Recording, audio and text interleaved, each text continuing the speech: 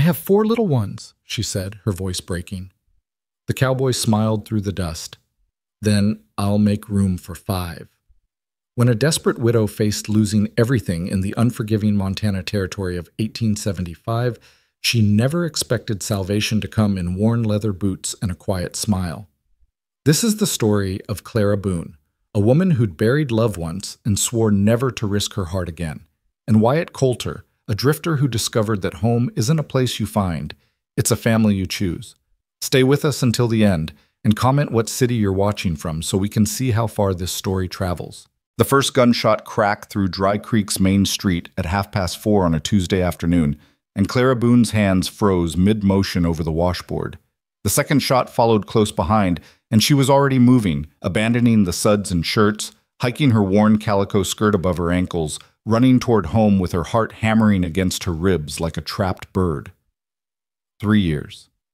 3 years since she'd become a widow at 23, and still the sound of gunfire turned her blood to ice water. 3 years of raising 4 children alone in a territory where mercy was scarcer than gold, and a woman without a man was viewed as either prey or charity. 3 years of calloused hands, sleepless nights, and a kind of loneliness that settled into your bones like winter cold. The afternoon sun hung low and brutal over the Montana Territory, painting everything in shades of copper and dust. Clara's boots kicked up small clouds as she ran, the medicine basket clutched tight against her chest. Inside, wrapped carefully in brown paper, was the feverfew and willow bark she'd traded half a week's washing for. Little Ellie needed it, had needed it for 2 days now, while the fever climbed and Clara's prayers grew more desperate. The shooting had nothing to do with her, she told herself. Just cowboys drinking away their pay or miners settling scores. It always was. Dry Creek in 1875 was the kind of town where violence bloomed as regular as sagebrush, where the marshal looked the other way if you crossed the right palms with silver, where women like Clara learned to keep their heads down and their doors locked.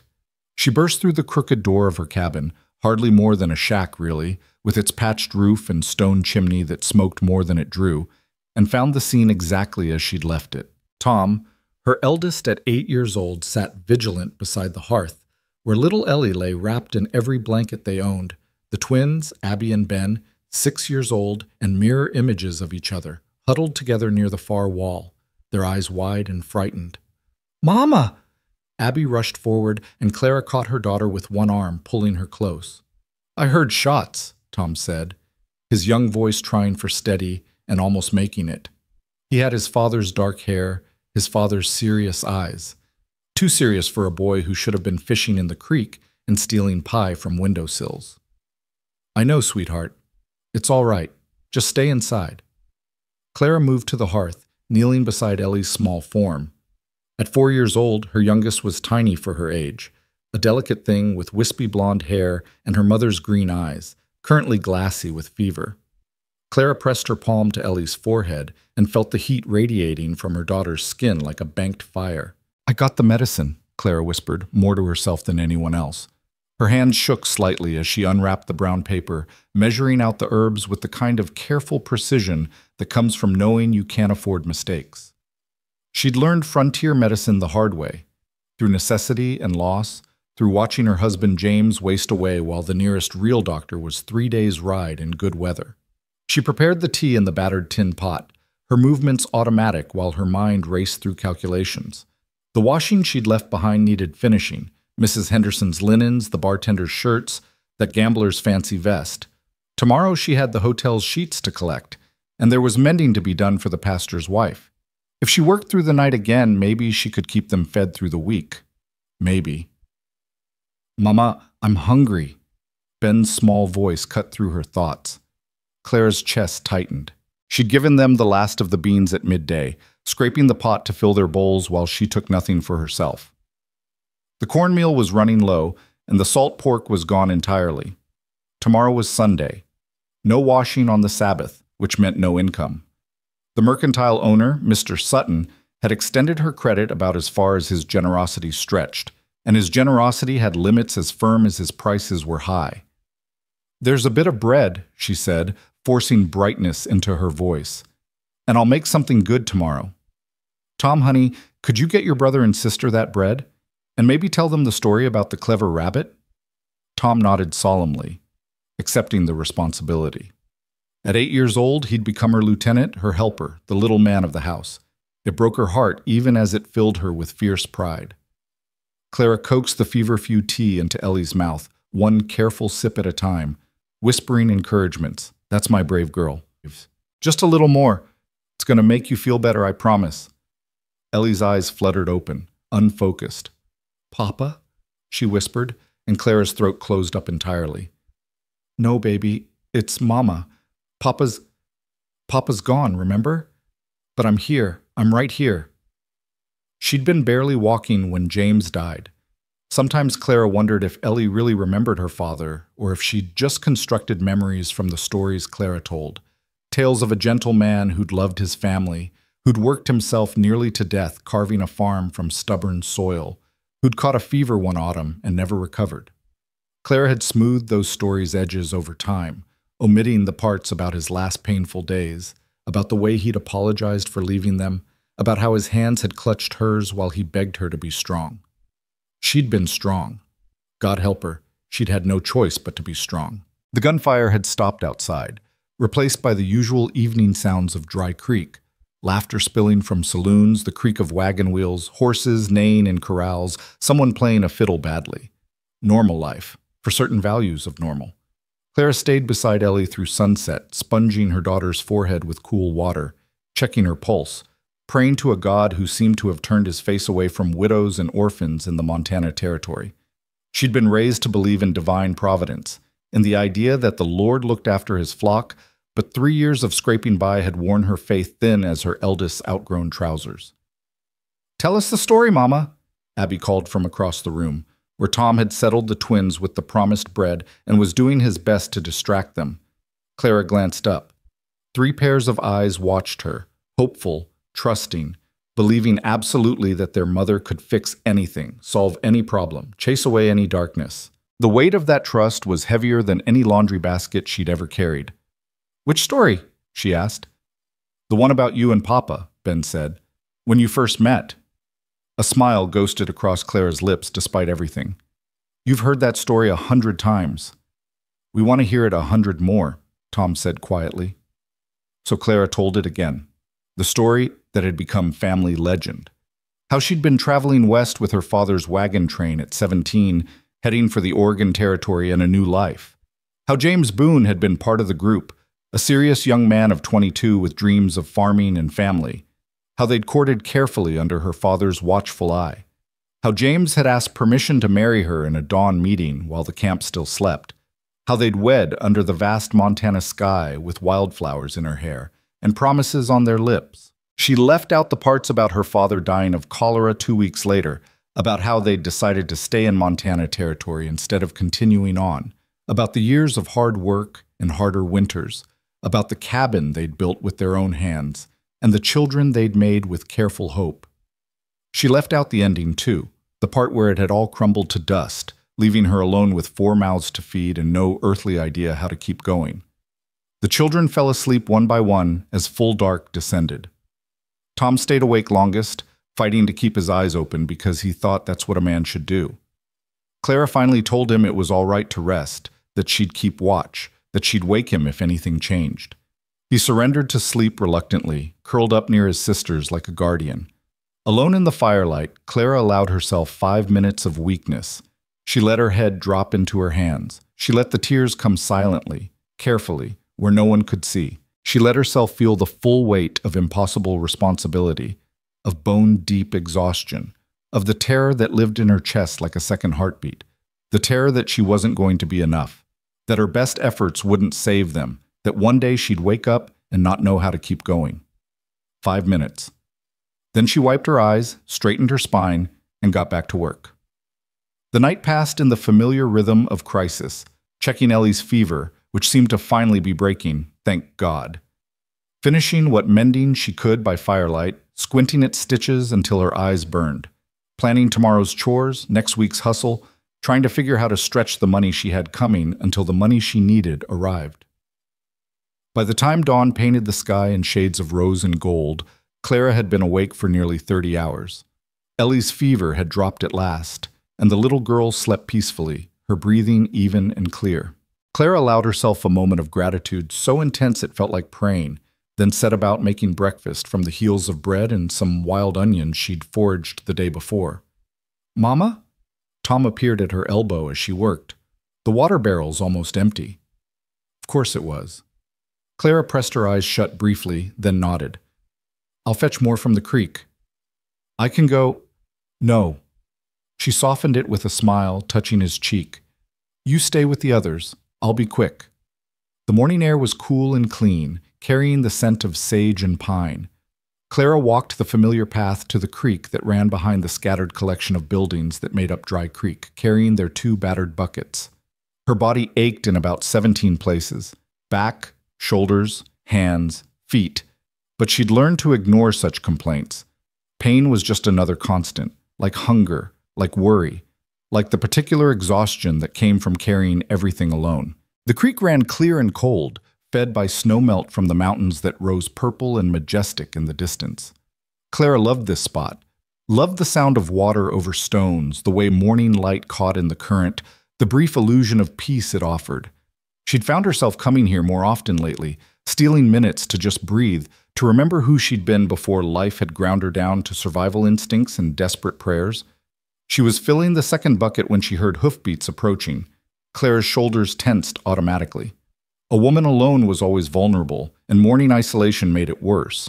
She kept her eyes down, focusing on the water, hoping whoever it was would simply pass by. The hoofbeats stopped. Leather creaked as someone dismounted. "Morning, ma'am?" The voice was male, deep, with the slow drawl of someone who'd spent serious time in the saddle. "Didn't mean to startle you." Clara straightened slowly, one hand still on the bucket, ready to run if she needed to. She'd learned caution the hard way, learned that men in frontier towns often thought a widow was an invitation, that kindness could turn predatory in a heartbeat, that trust was a luxury women like her couldn't afford. The man standing 20 feet downstream was tall, easily over 6 feet, with the kind of lean, weathered build that spoke of years in the saddle. He wore dusty trail clothes, a worn leather vest over a blue shirt, and boots that had seen serious miles. A gun belt rode low on his hips, but his hands were nowhere near the weapon. Instead, he held his hat in them, turning it slowly, almost nervous. His face caught her off guard. He wasn't young, probably in his early 30s, she guessed, but there was something unguarded in his expression that didn't match the hard-bitten look of most men in these parts. Blue eyes, dusty brown hair needing a cut, a few days of beard stubble, and something in his features that suggested quiet competence rather than swagger.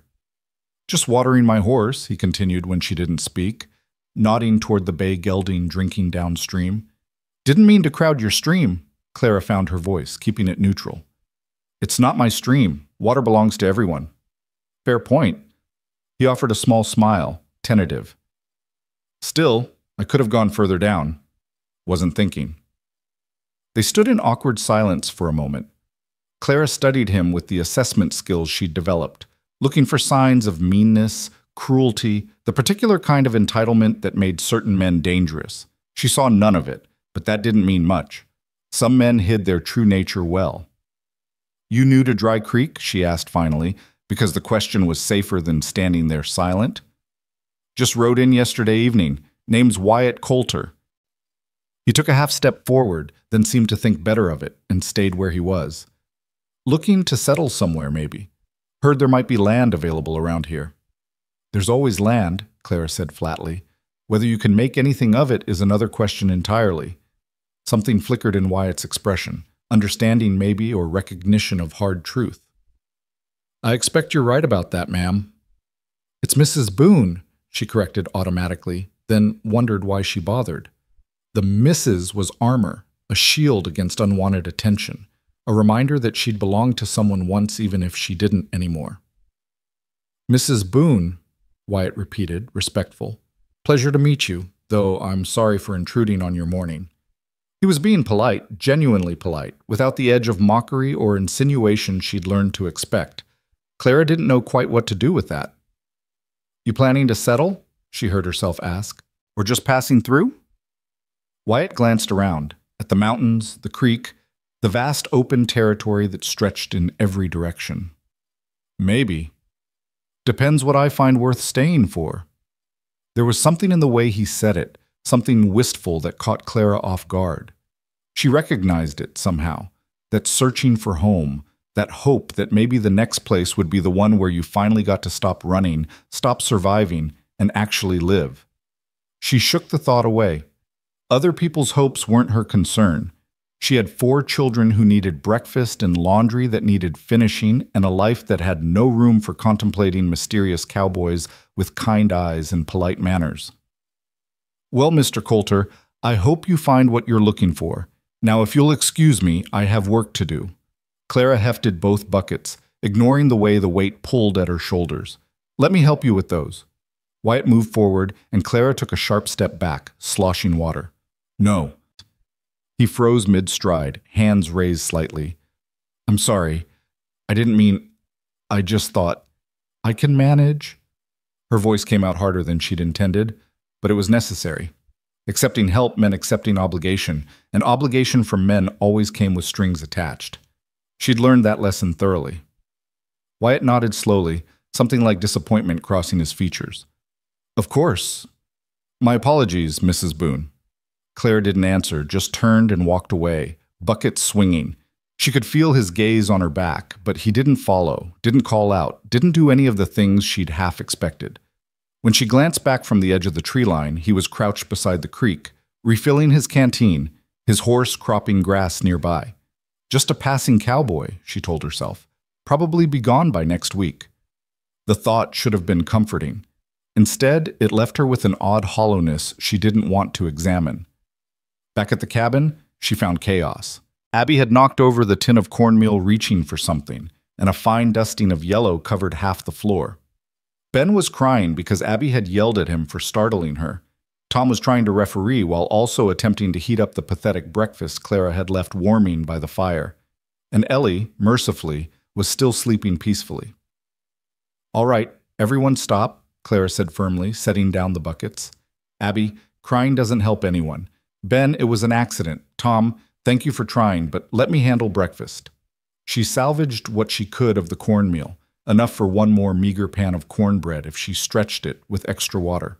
The rest she swept up carefully, trying not to think about the waste, about how that represented a meal or two they'd now lost. They ate breakfast in relative silence, the children still subdued from the morning's drama. Clara watched them, Tom trying to make his portion last, Abby and Ben leaning against each other for comfort, Ellie finally awake and managing a few bites before her eyes drifted shut again. Her babies. Her reason for everything. Mama, can we go to the creek today? Ben asked hopefully. It's so hot. Clara's first instinct was to say no. The creek meant running into people, meant exposure, meant risks. But she looked at their hopeful faces and remembered they were still children, that they deserved some joy even in the midst of hardship. Maybe this afternoon, she said slowly, if your chores are done and Ellie's still feeling better. The twins lit up like lanterns. Even Tom smiled slightly, that rare expression that reminded Clara he was still just a boy, not the little man she'd been forcing him to become. But first there was work. Always work. Clara spent the morning finishing Mrs. Henderson's linens, scrubbing, wringing, hanging them to dry on the rope line she'd strung between 2 posts. The sun climbed higher, turning the world into a furnace, and sweat dripped down her spine as she worked. Her hands were raw, her back screaming, but she pushed through because she had no choice. She was hanging the last sheet when a shadow fell across the line. Clara spun, heart jumping, and found herself face to face with Wyatt Coulter again. Didn't mean to sneak up, he said quickly, taking a step back. That seemed to be his default, maintaining distance, being careful not to crowd. I was just passing by and thought... He paused, looking suddenly uncertain. This is going to sound presumptuous. Then maybe don't say it, Claire replied, more sharply than necessary. Her nerves were frayed from lack of sleep and constant worry, and having the stranger appear twice in one day felt invasive somehow. Wyatt ducked his head. Fair enough. I'll be going then. He turned to leave, and Clara felt something twist in her chest. Guilt, maybe. He'd done nothing but be polite, and she'd been nothing but prickly in return. James would have been disappointed in her. He'd always said meeting hostility with kindness was the Christian way, that you never knew when you might be entertaining angels unaware.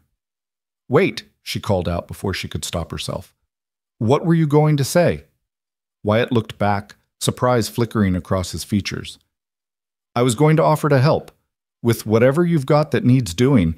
He gestured vaguely at the laundry line, the cabin, the general air of overwhelming burden that probably clung to her like smoke. "Just water and soap, seems like. I can handle that." Clara almost laughed, bitter and tired. "And why would you do that?" "Because you look like you could use a hand, and I've got 2 of them with nothing particular to do." "Nothing's free, Mr. Coulter. What would you want in return?" The question hung between them, loaded with the weight of every transaction Clara had learned to expect in this harsh territory.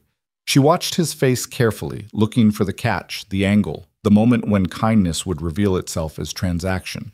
But Wyatt just looked confused. "Want? Nothing. I'm offering help because—" He struggled for words. "Because it's the decent thing to do? Because I was raised to help folks when they need it? Nobody helps for nothing." "Well, maybe I'm nobody then."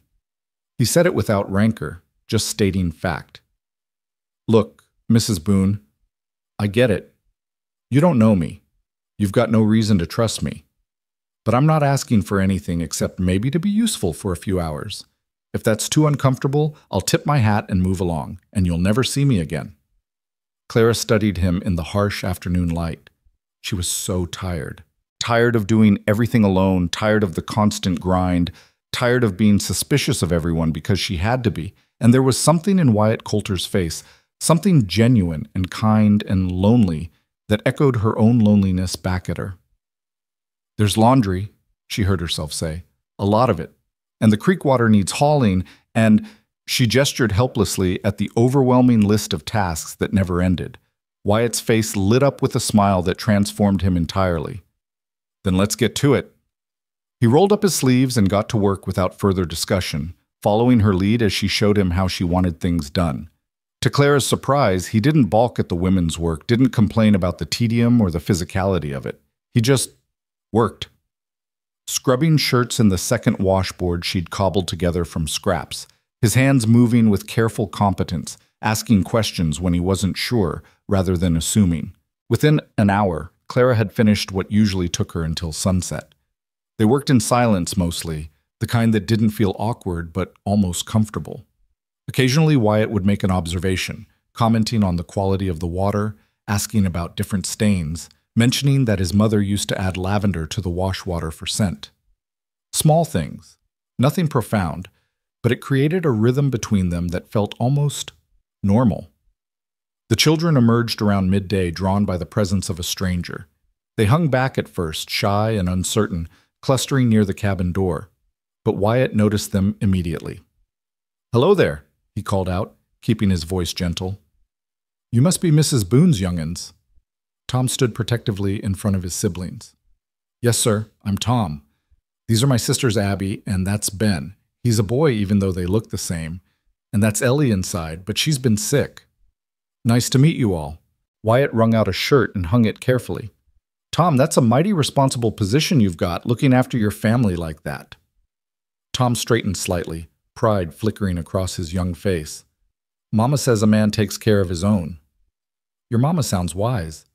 Clara felt her throat tighten at the easy way Wyatt spoke to her son. No condescension, no dismissal of Tom's importance, just respect offered freely. So many men treated children as nuisances at best.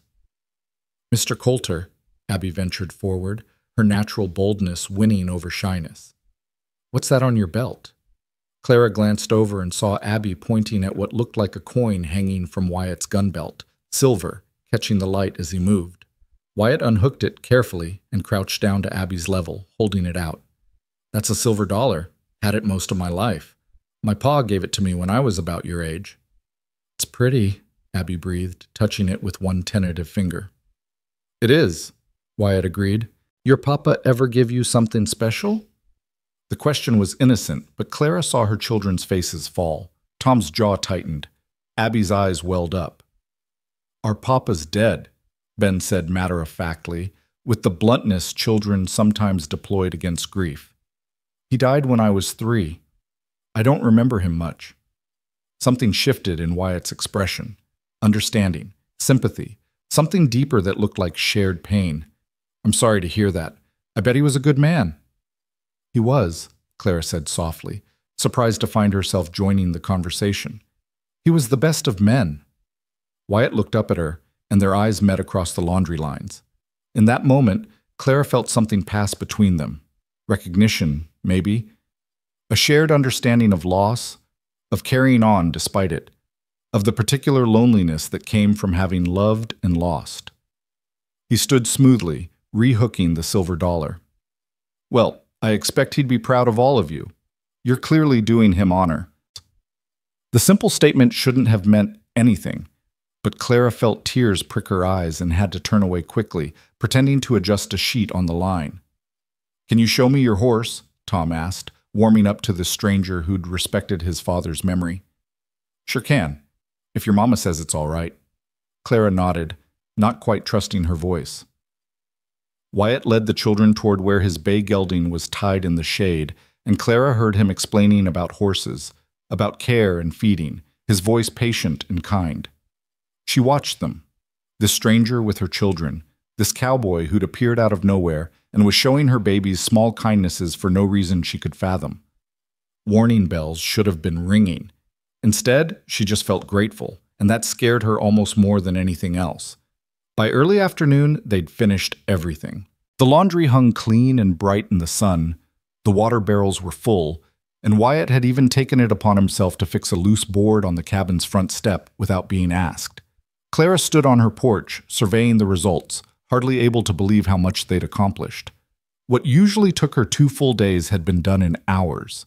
She felt lighter somehow, less crushed under the weight of impossible expectations. Thank you, she said to Wyatt, who was preparing to mount his horse. Thank you.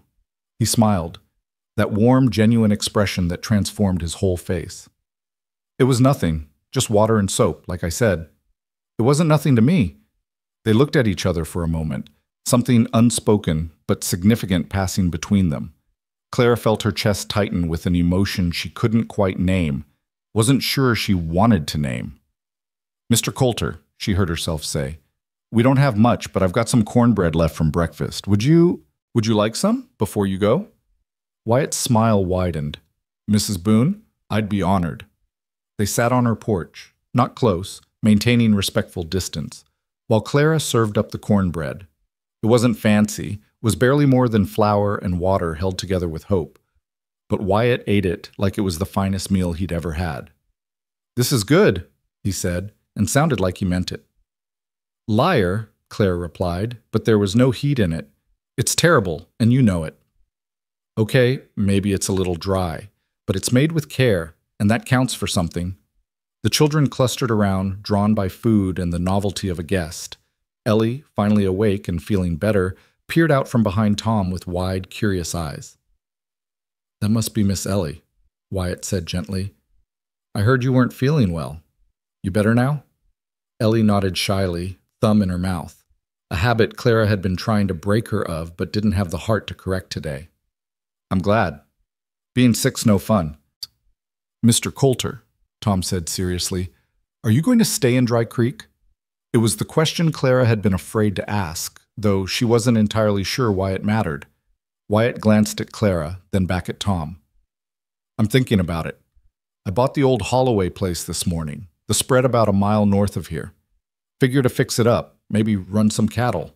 Build something that lasts. The Holloway place? Clara couldn't hide her surprise. But that's practically falling down. Old man Holloway died 2 years back, and it's been empty since. I know, that's why it was cheap. Wyatt grinned ruefully. I'm not afraid of hard work, and I've been drifting too long. Time to put down roots somewhere. Why here? The question came out before Clara could stop it. Wyatt was quiet for a moment, his eyes distant. Because I rode through yesterday evening, and this place felt right somehow. Can't explain it better than that. Sometimes you just know when you've found where you're supposed to be. Clara understood that feeling, had felt it herself once, years ago, when she and James had decided to stay in Montana Territory instead of continuing west, before everything had gone wrong. "Well," she said carefully, "if you're staying, I suppose we'll be neighbors." "I suppose we will be," Wyatt agreed, and the pleased note in his voice was unmistakable. He left as the sun began its descent toward the mountains, tipping his hat to Clara and waving to the children, who'd clustered on the porch to see him off. Clara watched him ride away, that tall figure on the bay horse, and felt something shift inside her, something she'd thought died along with James, something that felt dangerously close to hope. "I like him, Mama," Abby announced. "He's nice." "He's just a man passing through," Clara said automatically, the lie tasting bitter. "But he said he's staying," Tom pointed out. "He bought the Holloway place. Plans change. People leave." Clara's voice was harder than she'd intended, but she needed the reminder as much as her children did. Needed to remember that depending on anyone except herself was foolishness, that trust was a luxury they couldn't afford. But that night, after the children were asleep and Clara sat alone with her mending, she found herself thinking about blue eyes and quiet smiles, about a stranger who'd asked for nothing and given help freely, about the sound of laughter that had filled her cabin for the first time in longer than she could remember. It meant nothing, she told herself firmly. One afternoon of help didn't mean anything. Come tomorrow, she'd be back to managing alone, back to the endless grind, back to being the widow Clara Boone who needed no one and asked for nothing. But the next morning, when she walked to the creek with her water buckets, she found herself almost hoping to see a tall figure watering his horse. And when Wyatt Coulter appeared as the sun broke over the mountains, leading his bay gelding to the water's edge with that careful, respectful way he had of moving, Clara felt her heart do something complicated and terrifying. "Morning, Mrs. Boone," he called out, that warm smile breaking across his face like sunrise.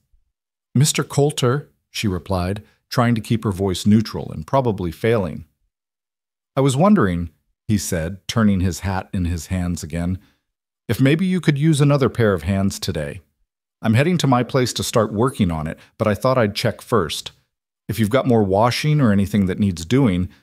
Clara should have said no, should have thanked him politely and sent him on his way, maintained the walls she'd built so carefully around herself and her children, should have remembered that accepting help meant risk, meant vulnerability, meant the possibility of pain she'd sworn never to endure again. "There's always washing," she heard herself say instead, "if you're offering." Wyatt's smile could have lit the whole territory. "I'm offering." And as they walked back toward her cabin together, the morning sun warm on their faces and the sound of the creek bubbling behind them, Clara allowed herself to wonder, just for a moment, if maybe, possibly, she'd been wrong about hope. Maybe it wasn't dead after all. Maybe it had just been waiting for a cowboy with dusty boots and kind eyes to remind her what it felt like. Maybe, just maybe, the story wasn't over yet. The days that followed developed a rhythm that Clara hadn't experienced since before James died. A pattern of shared labor that made the impossible feel merely difficult, that transformed solitary struggle into something that almost resembled partnership. Wyatt showed up every morning just after dawn, appearing at the creek or the cabin with that same careful courtesy, always asking if she needed help, always accepting whatever answer she gave without complaint or judgment. Most mornings, Clara said yes. She told herself it was practical, that refusing assistance just to maintain pride was foolish when she had 4 children depending on her. She told herself it meant nothing beyond convenience. She was lying, and somewhere deep down, she knew it. On the 3rd morning, Wyatt arrived with a burlap sack slung over his shoulder. "Brought some supplies from the mercantile," he said, setting it on her porch with studied casualness. "Picked up too much by accident, and it'll just go to waste at my place." Clara opened the sack and found flour, salt pork, dried beans, sugar, coffee, and a small jar of honey. Her throat tightened. This wasn't accidental surplus. This was a week's worth of groceries. Maybe more. This was charity wrapped in fiction, kindness disguised as mistake. "Mr. Coulter." "Wyatt," he interrupted gently. "If we're going to be neighbors, seems like we should use first names. And before you refuse, just consider that it really would go to waste. I'm one man, and I bought for... well, I wasn't thinking clearly in the store. Old habits." The way he said it, that catch in his voice on old habits, made Clara look at him more closely. She saw the shadow cross his face, the tightness around his eyes that spoke of remembered loss. She'd worn that expression herself often enough to recognize it in someone else. "Old habits from what?" she asked quietly.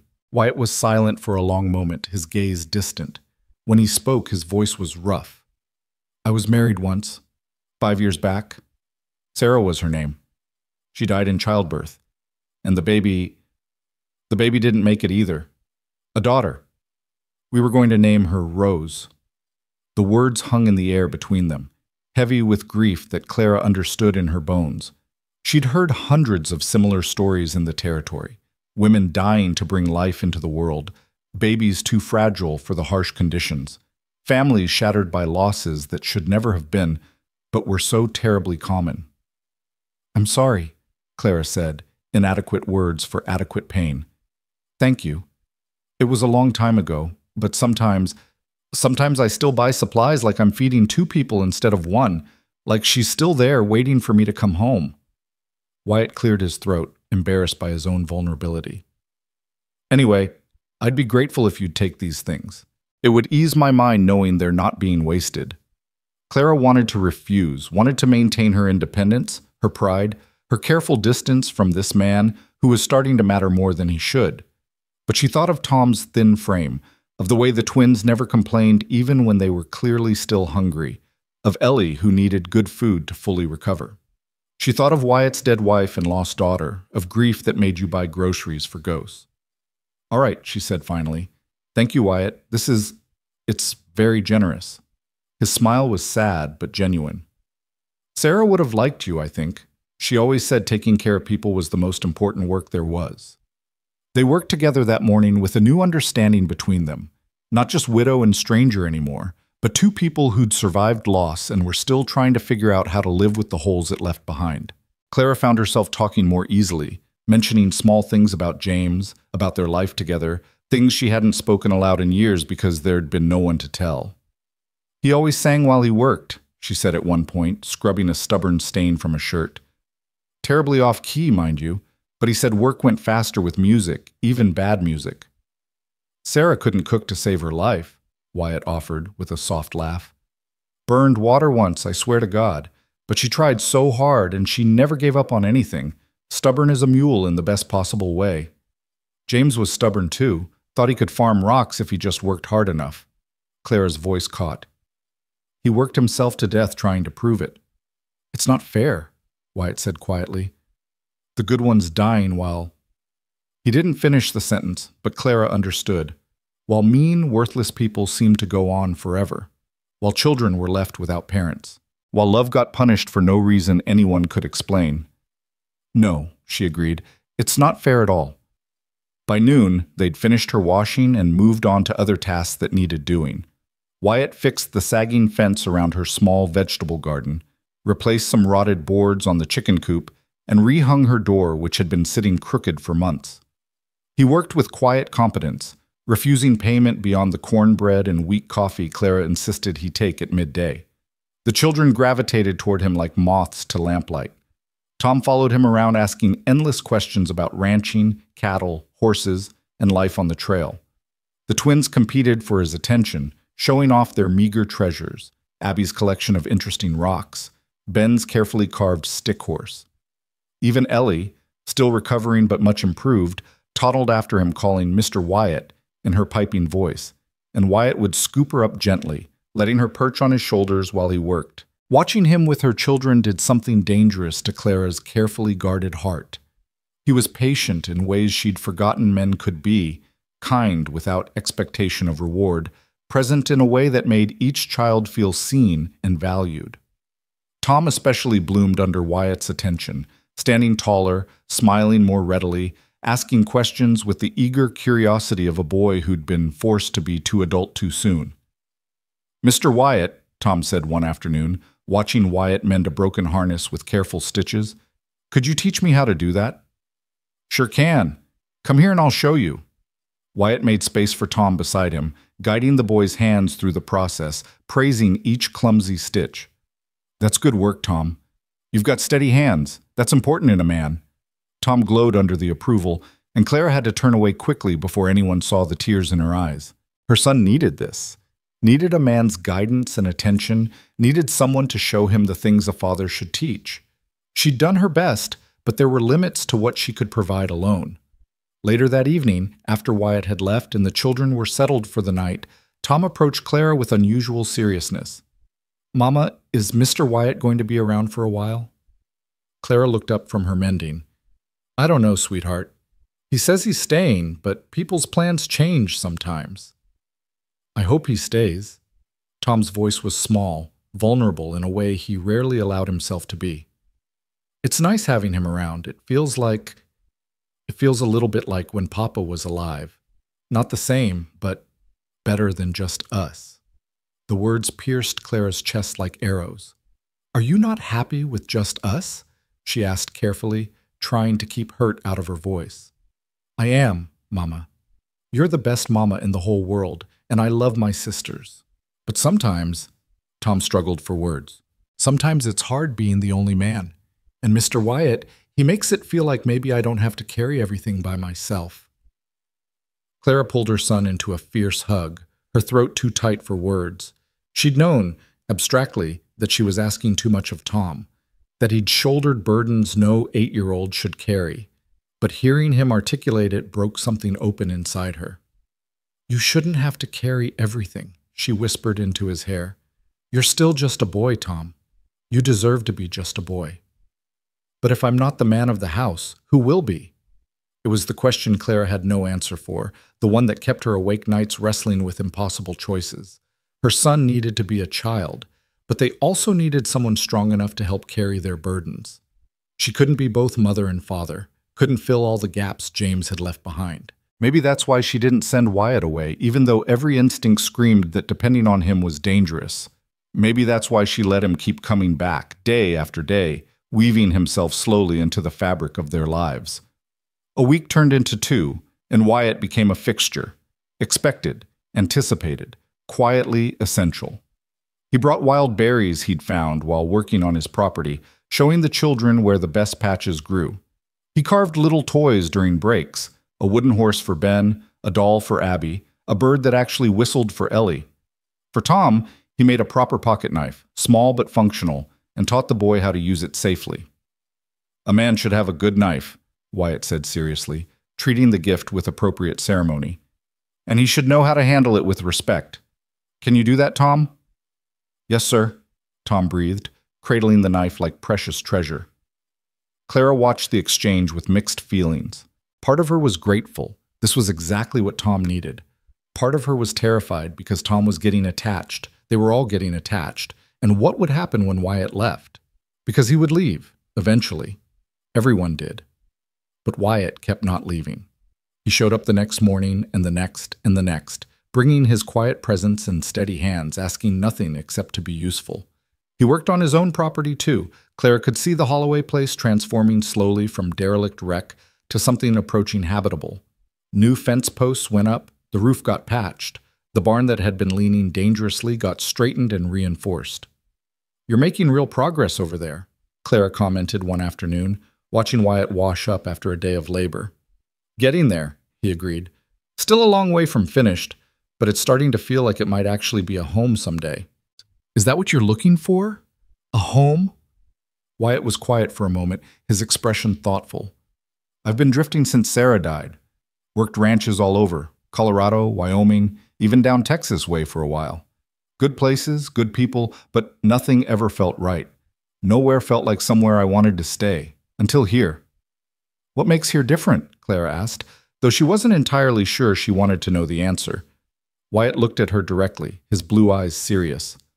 "Honestly, I'm not completely sure. Something about this place, these people, you and your children. It feels like maybe I could stop running, like maybe there's a reason to put down roots." The words hung between them, weighted with meaning Clara wasn't ready to examine. She deflected quickly. "The children have certainly taken to you." "The feeling's mutual." Wyatt's expression softened. "They're good kids, Clara. You've raised them well, all by yourself. That's remarkable." It was the first time he'd used her first name, and the intimacy of it sent a small shock through her system. She should correct him, reestablish boundaries, but the word had sounded right in his voice, warm and respectful and somehow tender. "I had no choice but to raise them well," she said instead. "They're all I have." "You're stronger than you think," Wyatt said quietly. "I see it. The way you carry everything, the way you keep going no matter what. That takes a kind of courage most people never have to find." Clara felt her eyes sting with unexpected tears. No one had called her strong before. Stubborn, maybe, difficult, too independent for her own good. But strong? That felt like a gift she hadn't known she needed. "Thank you," she managed. They stood there in the fading light, something shifting between them, some barrier crumbling, some connection deepening. Clara felt it and was terrified by it and couldn't seem to make herself step back from the edge she was approaching. The first storm came in late July, rolling down from the mountains with summer fury. Clara saw the clouds building all afternoon, great towering things dark as bruises, pregnant with rain and lightning. She rushed to get laundry down from the lines, racing against the wind that was already pulling at the sheets with greedy fingers. She was fighting with a particularly stubborn bedsheet, the wind whipping it around her like a sail, when strong hands reached past her to grab the other end. Wyatt had appeared from nowhere, his horse tied hastily near the cabin, and together they wrestled the laundry to safety. The rain hit just as they reached the porch, a sudden deluge that turned the world to water. Lightning cracked overhead, and thunder followed close enough to shake the ground. Clara stood gasping on her porch, soaked through despite their speed, and turned to find Wyatt equally drenched beside her. And then she laughed. It bubbled up from somewhere deep, unexpected, and irrepressible. Real laughter, the kind she hadn't experienced in years, because they looked ridiculous, dripping and disheveled, clutching armfuls of damp laundry like refugees from a flood. Because the storm was magnificent in its fury. Because Wyatt had appeared exactly when she needed him, as he seemed to do with alarming frequency. Because something in her chest had cracked open, and joy was leaking through. Wyatt stared at her for a moment, then started laughing too, deep, genuine laughter that transformed his whole face. They stood there like fools in the rain, laughing for no good reason and every reason, while thunder crashed and lightning painted the sky electric white. "You can't ride back in this," Clara said finally, gasping for breath, still smiling. "You'll drown before you reach home." "I suppose I'll have to wait it out then," Wyatt agreed, wringing water from his hat. They went inside where the children clustered around with wide eyes. "Mama, you're all wet," Ellie exclaimed with the obvious observation children specialized in. "The storm caught us," Clara explained, toweling her hair. "Mr. Wyatt's going to stay until it passes." She set Wyatt up by the fire with a blanket and some coffee, trying to ignore how domestic the scene felt, how right it seemed to have him there, dripping on her floor, making her children giggle with exaggerated complaints about the weather. The storm raged for hours, showing no signs of stopping. Rain hammered the roof, wind howled around the cabin's corners, and lightning illuminated the windows in brilliant flashes. It would have been frightening, except Wyatt kept the children entertained with stories, tales of his years on the trail, sanitized versions of his adventures that made cowboy life sound romantic and exciting rather than hard and dangerous. "Tell us about the time you fought the bear," Ben demanded, having heard this story twice already and wanting it again. "Well, I didn't exactly fight it," Wyatt clarified. "More like we surprised each other and both decided we'd rather be somewhere else. But that bear, he was huge, stood at least this tall."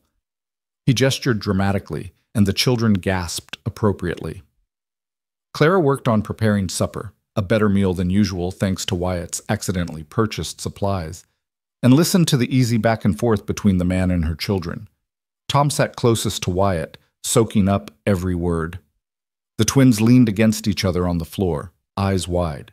Ellie had climbed right into Wyatt's lap without asking permission, and he'd adjusted naturally, one arm holding her secure while he gestured with the other.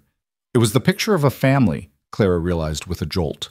Not her real family, not James and their children, but something new and different that was taking shape despite her best efforts to prevent it. The thought should have panicked her. Instead, it filled her with a longing so intense it hurt. By the time supper was ready, full dark had fallen and the storm showed no signs of abating. They ate together, crowded around Clara's small table, passing bowls and sharing the food, Wyatt fitting into the space like he'd always been there. The conversation flowed easily, comfortable silences mixed with laughter and questions. "Mr. Wyatt," Abby said suddenly, "do you got any children?" The question dropped into the warm atmosphere like a stone into still water. Wyatt's expression shifted, pain flickering across his features before he smoothed it away. Clara tensed, ready to redirect, but Wyatt spoke before she could. "I almost did once," he said quietly. "I had a wife named Sarah, and we were going to have a baby.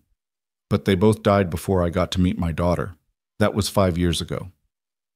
The children absorbed this information with the strange wisdom children sometimes possessed.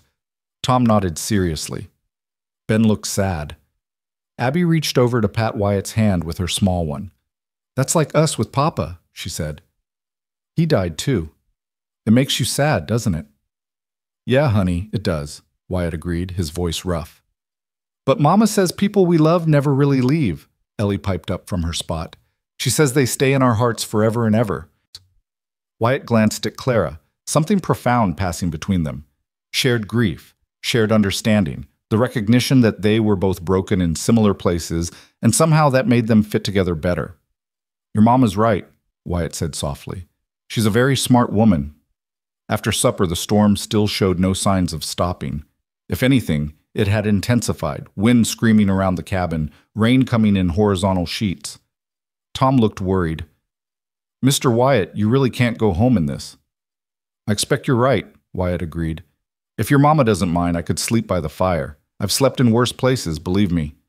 Clara knew she should mind, knew that having an unmarried man sleep in her cabin overnight would set tongues wagging if anyone found out, that it risked her already precarious reputation. But the thought of sending Wyatt out into that storm was unthinkable. "You can stay," she said firmly. "I'll get you some blankets." She set him up by the hearth while she got the children ready for bed. They were excited by the adventure of it all. A storm, a guest, everything different from routine. Clara tucked them in one by one, kissing foreheads and promising that everything was fine. The storm would pass, morning would come. By the time she returned to the main room, Wyatt had banked the fire and made himself a rough bed on the floor. He'd removed his boots but was otherwise fully clothed, preserving propriety as much as possible. "Thank you for letting me stay," he said. "I know it's not conventional." "Nothing about my life is conventional anymore," Clara replied, settling into her rocking chair with some mending. She was too keyed up to sleep, too aware of Wyatt's presence in her home. "Conventional went out the window when I became a widow at 23. They sat in companionable silence for a while, the only sounds the storm outside and the crackle of fire. Clara tried to focus on her mending, but her eyes kept drifting to Wyatt's profile, painted in flickering firelight. "Can I ask you something?" Wyatt said eventually. "You can ask. Whether I answer depends on the question." "Fair enough." He hesitated. "How did you do it? How did you keep going after your husband died? Because I've been trying to figure that out for 5 years, and I still don't have an answer." Clara set down her mending, considering. No one had ever asked her that before. Not directly. Not like they genuinely wanted to know, rather than just making conversation. "I didn't have a choice," she said finally. "I had 4 children depending on me. I couldn't afford to fall apart, couldn't afford to quit. So I just kept putting one foot in front of the other. Some days that's all I managed, just surviving until the next day. But you do it enough times, and eventually you realize you've survived a week, a month, a year. And somewhere in there you find reasons to keep going beyond just obligation." "What reasons?" Wyatt's voice was quiet, hungry for answers she wasn't sure she had. "Small things, mostly. The first time Ellie laughed after James died. The day Tom caught his first fish. Watching Abby and Ben play together, so lost in their own world they forgot to be sad for a while. Sunrises, the taste of coffee, the feel of clean sheets, little moments of grace that reminded me life wasn't just suffering." Clara paused. "And honestly, spite. I was so angry at the world for taking him, I was determined to survive just to prove I could." Wyatt laughed softly. "Spite, I like that. It's not very Christian of me, I know. Maybe God understands spite better than we think. Maybe he respects the stubborn ones who refuse to quit." They fell silent again, but it was a comfortable quiet now. the kind that existed between people who understood each other. Outside, the storm began to diminish slowly, the violence fading to steady rain. "Clara," Wyatt said, and there was something in his voice that made her look up sharply. "I need you to know something. I'm not here because I pity you, or because I think you need saving. I'm here because—" He struggled for words. "Because being around you and your children makes me feel alive again for the first time in 5 years. Because you're the strongest, most remarkable person I've ever met. Because when I ride away at the end of the day, I'm already looking forward to coming back the next morning." Clara's heart hammered against her ribs. She should deflect, should make a joke, should retreat behind the walls that had kept her safe. Instead, she found herself speaking truth. "I look forward to you coming back too," she admitted quietly. "More than I should, more than is probably wise." "Why isn't it wise?" "Because people leave, Wyatt. Because depending on someone means giving them the power to hurt you. Because I've already lost one man I loved, and I don't think I could survive losing another." The confession hung between them, raw and honest, more than she'd meant to reveal. Wyatt sat up slowly, the blanket falling away from his shoulders. "I'm not planning to leave," he said intently. "I'm not James, God rest him, and I'm not going to make promises about forever because neither of us knows what tomorrow brings. But I'm here, Clara. I want to be here, and I'm not going anywhere unless you tell me to go." Tears burned Clara's eyes. She wanted to believe him so desperately it terrified her, wanted to let herself hope that maybe she didn't have to do this alone anymore, that maybe there was room in her broken heart for something new. "I don't want you to go," she whispered. "Then I won't." The storm broke shortly before dawn, the rain fading to drizzle and then stopping entirely. Clara had dozed in her chair, waking to find weak sunlight filtering through the windows and Wyatt already up, feeding the fire quietly so as not to disturb the still sleeping children. "Morning," he said softly when he noticed her stirring. "Morning." Clara's voice was rough with sleep and emotion. Last night's conversation sat between them, acknowledged but not yet fully processed. Wyatt made coffee, had apparently figured out where she kept things through observation, and brought her a cup. Their fingers brushed during the exchange, and neither pulled away immediately. The touch sent electricity up Clara's arm, made her breath catch. "Wyatt." "Clara." They spoke simultaneously, then stopped. Wyatt smiled. "You first," he said. Clara gathered her courage. "Last night, the things we said, I meant them. But I'm scared, Wyatt. Terrified, actually. And I have to think about my children, about what's best for them.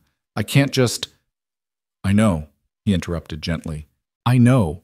And I'm not asking you to rush into anything. I'm just asking for a chance. Let me keep helping. Let me keep spending time with you and the children. Let whatever this is between us develop naturally, at whatever pace feels right to you. No pressure, no expectations. Just possibility." Possibility. The word hung in the air like a promise, like hope, like everything Clara had thought she'd lost. "I can do possibility," she said finally. Wyatt's smile could have lit the whole territory. "Good. That's good." The children woke shortly after, tumbling out of bed with the resilience of youth, excited about the storm's aftermath. They all went outside together to survey the damage. Branches down, the vegetable garden somewhat worse for wear, everything dripping and fresh-washed. "Look, Mama," Abby called, pointing skyward. "A rainbow!" And there it was, a perfect arc of color stretching across the clearing sky, brilliant and impossible and beautiful. Clara stood there with Wyatt beside her and her children clustered around, looking up at that rainbow, and felt something shift inside her. Maybe there could be beauty after storms. Maybe there could be color after gray. Maybe, just maybe, she could let herself believe in new beginnings. Wyatt caught her eye and smiled, and Clara smiled back, tentative but genuine, the smile of someone remembering how to hope. The days that followed felt different, charged with potential, weighted with something unspoken but acknowledged. Wyatt continued coming by daily, but now there were lingering glances, accidental touches that lasted a heartbeat too long, conversations that danced around what they were both starting to feel. He brought wildflowers one morning, nothing fancy, just prairie blooms he'd gathered on his way. "Thought they might brighten the place up," he said almost shyly, and Clara had to turn away quickly to hide how much the simple gesture affected her. She found herself taking more care with her appearance on the mornings she knew he'd come, pinning her hair more carefully, wearing her one nice dress instead of her usual work clothes. Small vanities she hadn't indulged in years, feminine awareness she'd thought died with her husband. The children noticed the change, though they didn't comment directly. But Clara caught them exchanging significant looks, caught Tom smiling when Wyatt complimented his mother's cooking, caught Abby giggling when Wyatt offered Clara his arm to help her across a muddy patch. They were hoping too, Clara realized, hoping for something she wasn't sure she could provide. A complete family, a father figure, the security of having two adults instead of one barely managing alone. The weight of their hope added to her own fears, making every decision feel monumental. But somehow, despite the fear and uncertainty, Clara found herself leaning into the possibility Wyatt had offered, found herself laughing more freely, speaking more openly, allowing herself moments of happiness without immediately waiting for disaster to strike. And when Wyatt left each evening, tipping his hat with that warm smile, promising he'd see them tomorrow, Clara discovered she believed him. Tomorrow would come, and he would be there. It was enough, for now, to hope for tomorrow. The transformation happened so gradually that Clara almost didn't notice until she caught herself humming while washing dishes one morning, realized she'd been humming for several minutes, and stopped abruptly with her hands frozen in the soapy water. She couldn't remember the last time she'd hummed. Couldn't remember the last time her default state had been something other than weary determination. But lately, inexplicably, joy had been creeping back into her life in small, persistent ways. August brought heat that shimmered off the prairie in visible waves, turning the air itself into something thick and tangible. Clara's laundry business had picked up. The hotel had contracted her for all their linens, and several of the saloon girls had started bringing her their fancier dresses for careful washing. The money was desperately needed, but the workload was crushing even with Wyatt's help. On a particularly brutal Tuesday, with the sun beating down like divine punishment and sweat dripping into her eyes, Clara felt her strength finally giving out. She'd been working since before dawn, had 3 more loads to finish, and her hands were raw and bleeding from the constant immersion in lye soap. She was fighting tears of frustration and exhaustion when Wyatt appeared, took one look at her, and simply stepped in. "Go rest," he said firmly, his hands already taking over at the washboard. "I can't. There's too much—" "Clara." He turned to face her fully, his expression gentle but unyielding. "You're about to collapse. Go sit in the shade for 15 minutes. Drink some water. Let yourself breathe. The laundry will still be here, and I know how to scrub a shirt." Something in his tone, not commanding but deeply caring, broke through her resistance. Clara nodded mutely and stumbled to the porch, sinking into her rocking chair like a stone dropping into water. She meant to rest for just a moment, but exhaustion claimed her immediately, dragging her down into sleep so deep it felt like drowning. She woke to find the sun lower in the sky, shadows stretching long across the yard. Panic seized her. How long had she slept? What about the work? But when she lurched to her feet and looked around, she found all the laundry hanging clean and bright on the lines, drying in the late afternoon breeze. The washboards were scrubbed and stored. The water barrels were full. And Wyatt sat on the ground nearby, all 4 children clustered around him while he whittled something from a piece of wood. "You're awake," he said, glancing up with that warm smile. "Feel better?" Clara's throat closed up entirely.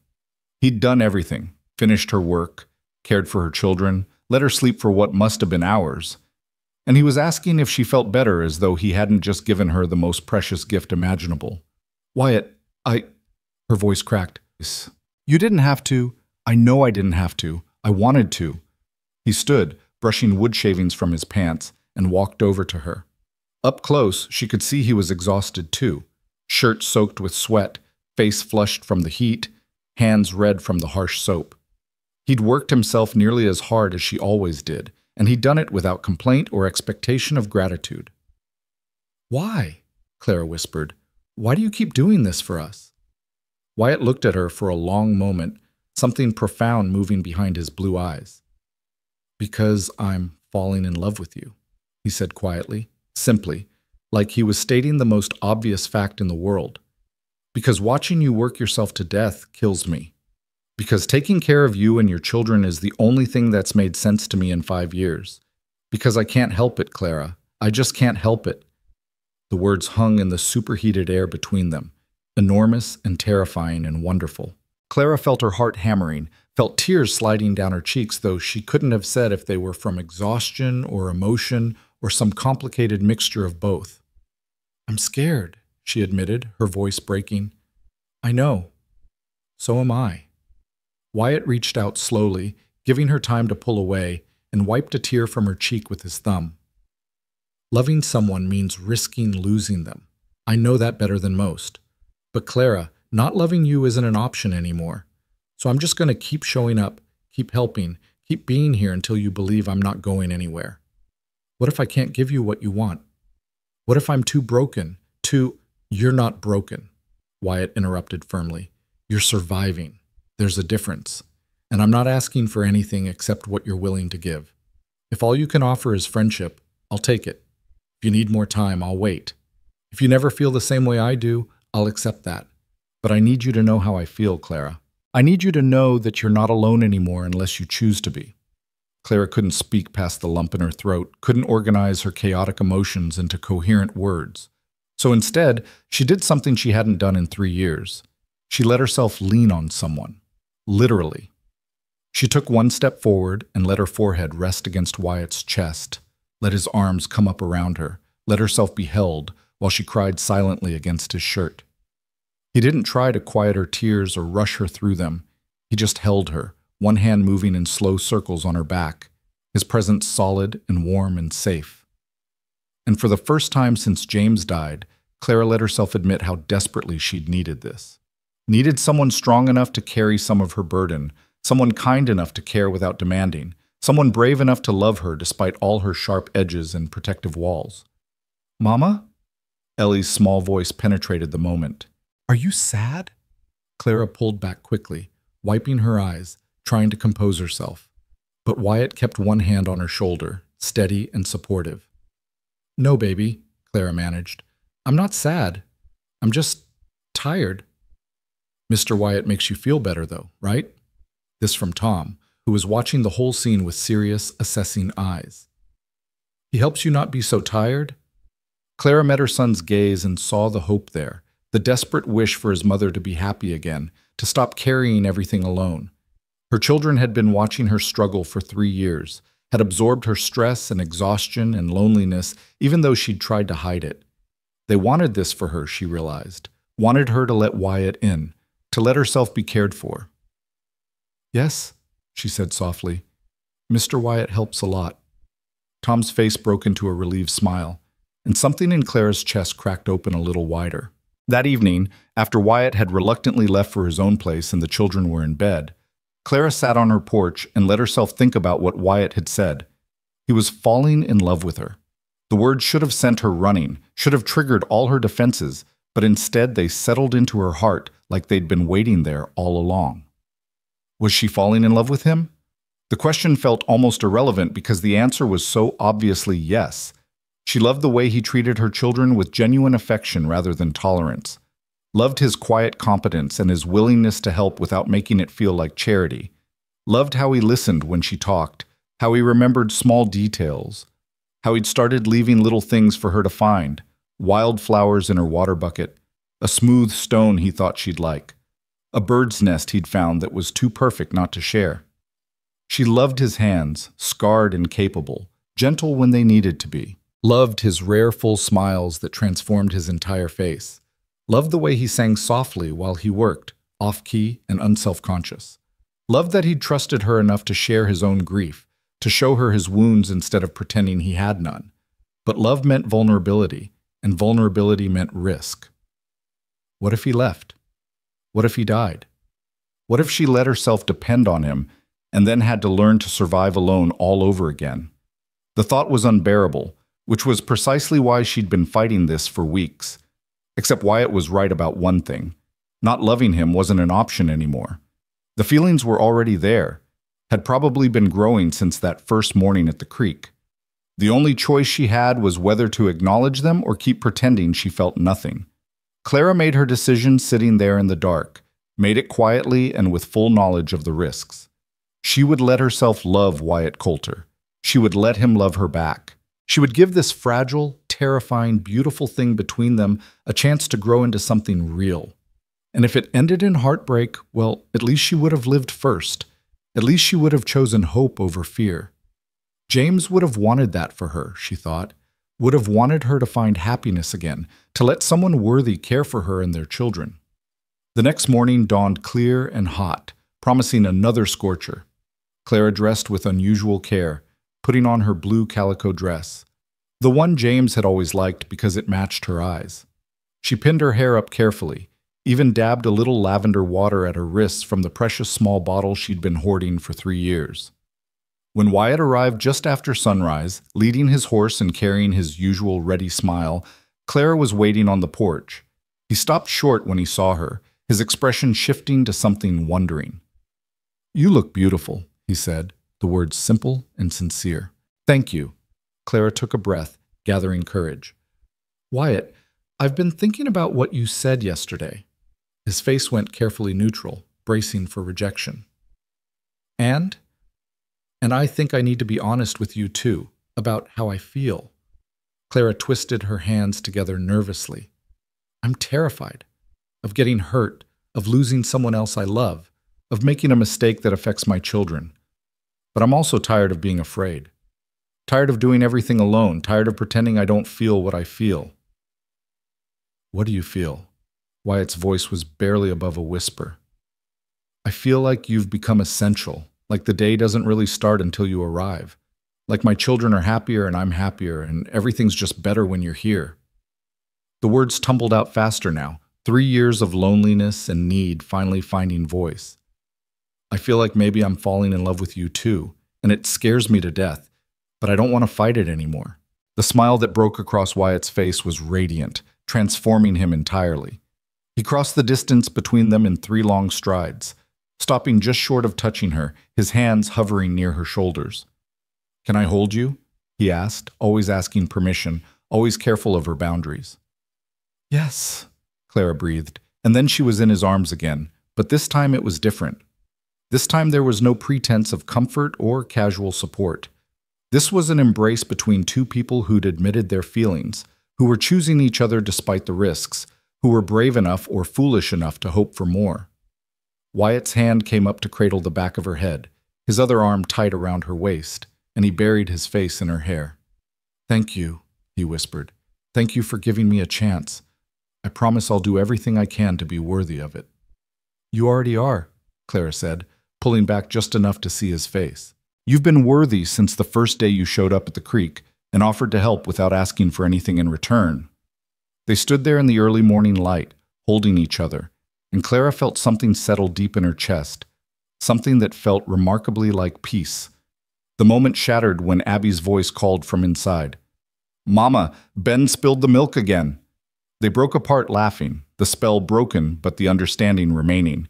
Wyatt helped Clara clean up the spilled milk, joked with the children through breakfast, and settled into the day's work with his usual steady competence. But now there was an added dimension to everything, lingering glances that meant something, hands that found excuses to touch, smiles that held promises. The days took on a new quality after that morning, sweeter somehow, brighter. Wyatt still came every day, but now when he arrived, he greeted Clara with a kiss on her cheek, careful and chaste in front of the children, but unmistakably affectionate. Now when they worked side by side, they talked about things beyond just the immediate tasks, about dreams and hopes, about the future, about what they wanted from life. "I'd like to expand my herd," Wyatt said one afternoon while they hung laundry together. "Build the ranch into something substantial, maybe hire some help eventually, run cattle properly. I think this land could support it." "That's ambitious," Clara observed, but she could hear the excitement in his voice, could see him building castles in his mind. "Is it too ambitious? I don't want to sound like I'm—" "No," Clara cut him off firmly. "It's good to have plans, good to want things. I think you could do it too. You're one of the hardest workers I've ever seen." Wyatt's ears went slightly pink at the praise. "I learned from the best," he said, nodding toward her. "You work harder than anyone I've ever met, Clara." "I work hard because I have to." "Maybe, but you also take pride in it. There's a difference between surviving and living well, and you're trying to live well despite everything. That's admirable." Clara felt warmth spread through her chest at his words. It was such a small thing, recognition that she wasn't just surviving, but trying to build something good for her children, but it meant everything coming from him. They fell into comfortable silence, the kind that required no filling, just being together while the laundry dried and the children played nearby and the Montana skies stretched vast and blue overhead. But peace never lasted long in the territory. The trouble came on a Friday evening in mid-August, rolling into Dry Creek in the form of 5 rough men on rougher horses. Clara was in town collecting payment from the hotel when they arrived, loud and drunk despite the early hour, looking for entertainment and not particularly caring what form it took. She ducked into the mercantile quickly, hoping to avoid notice, but one of them, a big man with a scar running down his cheek, spotted her through the window. "Well, well," he called out, dismounting with the swagger of someone accustomed to intimidating others. "Ain't you a pretty thing? What say you come have a drink with us?" "No, thank you," Clara said stiffly, moving toward her horse. Her heart hammered against her ribs, old fears rising up. She knew this type, knew how quickly verbal harassment could turn physical, knew that being a woman alone made her vulnerable. "Wasn't really asking, sweetheart." The man stepped into her path, close enough that she could smell the whiskey on his breath. "Don't be unfriendly now." The lady said no. The voice came from behind Clara, and she turned to find Wyatt standing there, his posture deceptively relaxed, but his eyes hard as flint. When had he arrived? She hadn't even seen him in town. The scarred man looked Wyatt up and down dismissively. "This your woman?" "I'm her friend," Wyatt said evenly, "and I'm asking you politely to step back and leave her alone." "And if I don't feel like being polite?" The man's hand drifted toward his gun belt, a threat made visible. Wyatt didn't move, but something in his stillness became dangerous. "Then I'll ask less politely." The tension stretched taut between them, and Clara's breath caught in her throat. She'd seen gunfights in Dry Creek before, had seen how fast things could turn deadly. The scarred man seemed to be weighing his options, calculating whether this quiet cowboy was worth the trouble. Finally, he spat in the dust and stepped back. "Ain't worth it. Too many witnesses anyway." He swaggered back to his companions, making crude jokes that carried clearly in the evening air. Clara's hands were shaking so badly she could barely hold her horse's reins. "Are you all right?" Wyatt asked quietly, his hand light on her elbow. "I'm fine. Thank you for... If you hadn't been here, but I was here." His voice was firm. "And I always will be if I can help it. Come on, let's get you home." He rode beside her all the way back to the cabin, his presence both comforting and unsettling. Clara couldn't stop thinking about how quickly things could have gone wrong, how vulnerable she still was despite all her efforts at self-sufficiency. It was a stark reminder that her gender made her a target in ways no amount of competence could fully counter. Back at the cabin, with the children safely occupied inside, Clara found herself shaking from delayed reaction. Wyatt pulled her into his arms without a word, just held her while she trembled against him. "I hate feeling helpless," she whispered fiercely. "I hate that men like that think they can just... I know. It's not fair, and it's not right." Wyatt's arms tightened around her. "But Clara, you're not helpless. You handled that situation perfectly, stayed calm, got yourself out of immediate danger, didn't escalate. That takes strength. I only got out because you were there, this time. But you've been handling situations like that alone for 3 years. You're stronger than you think." He pulled back to look at her face. "Though I have to admit, I'm glad I was there. The thought of something happening to you..." His voice broke, and Clara saw real fear in his eyes. He loved her, she realized with sudden clarity. Really loved her. The kind of love that made you terrified of loss, that made you want to protect someone even when you knew you couldn't always be there. "I'm all right," she said softly, reaching up to touch his cheek. "I'm safe. You made sure of that." Wyatt turned his face into her palm, his eyes closing briefly. When he opened them again, they were bright with emotion. "Clara, I need to ask you something, and I want you to think about it seriously before you answer." "What is it?" "Marry me." The words hung between them, enormous and impossible and utterly sincere. Clara stared at him, her mind racing. They'd only admitted their feelings a few weeks ago. This was too fast, too soon, too... I know what you're thinking, Wyatt continued quickly. I know it's fast. But Clara, I'm 33 years old. I've been alone for 5 years. I know what I want, and I want you. I want to build a life with you and your children. I want to be able to protect you properly, to provide for you, to give those kids a father who will love them like they deserve. I want to wake up next to you every morning and fall asleep beside you every night. I want forever with you, starting as soon as you'll have me. Wyatt, you don't have to answer right now, he said, but his eyes were pleading.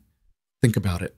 Really think about whether this could work, whether I could make you happy, whether you could trust me with your heart and your children's futures. Clara's mind spun with 1,000 thoughts at once. Marriage. To Wyatt. It would solve so many practical problems: financial security, protection, help with the children, legitimacy in a society that viewed widows with suspicion. But those were terrible reasons to marry someone, mercenary and cold. She needed to think about whether she loved him enough, whether the children would accept him as a father, whether she was ready to make that kind of commitment again. Except she already knew the answers to those questions. She did love him enough. The children already adored him, and she was tired of being alone, tired of pretending she didn't want exactly what Wyatt was offering. I have 4 children, she said quietly, testing him one last time.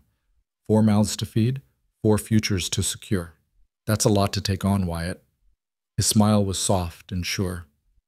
Then I'll make room for 5, 6, counting you, 7 if we're blessed with more children of our own someday.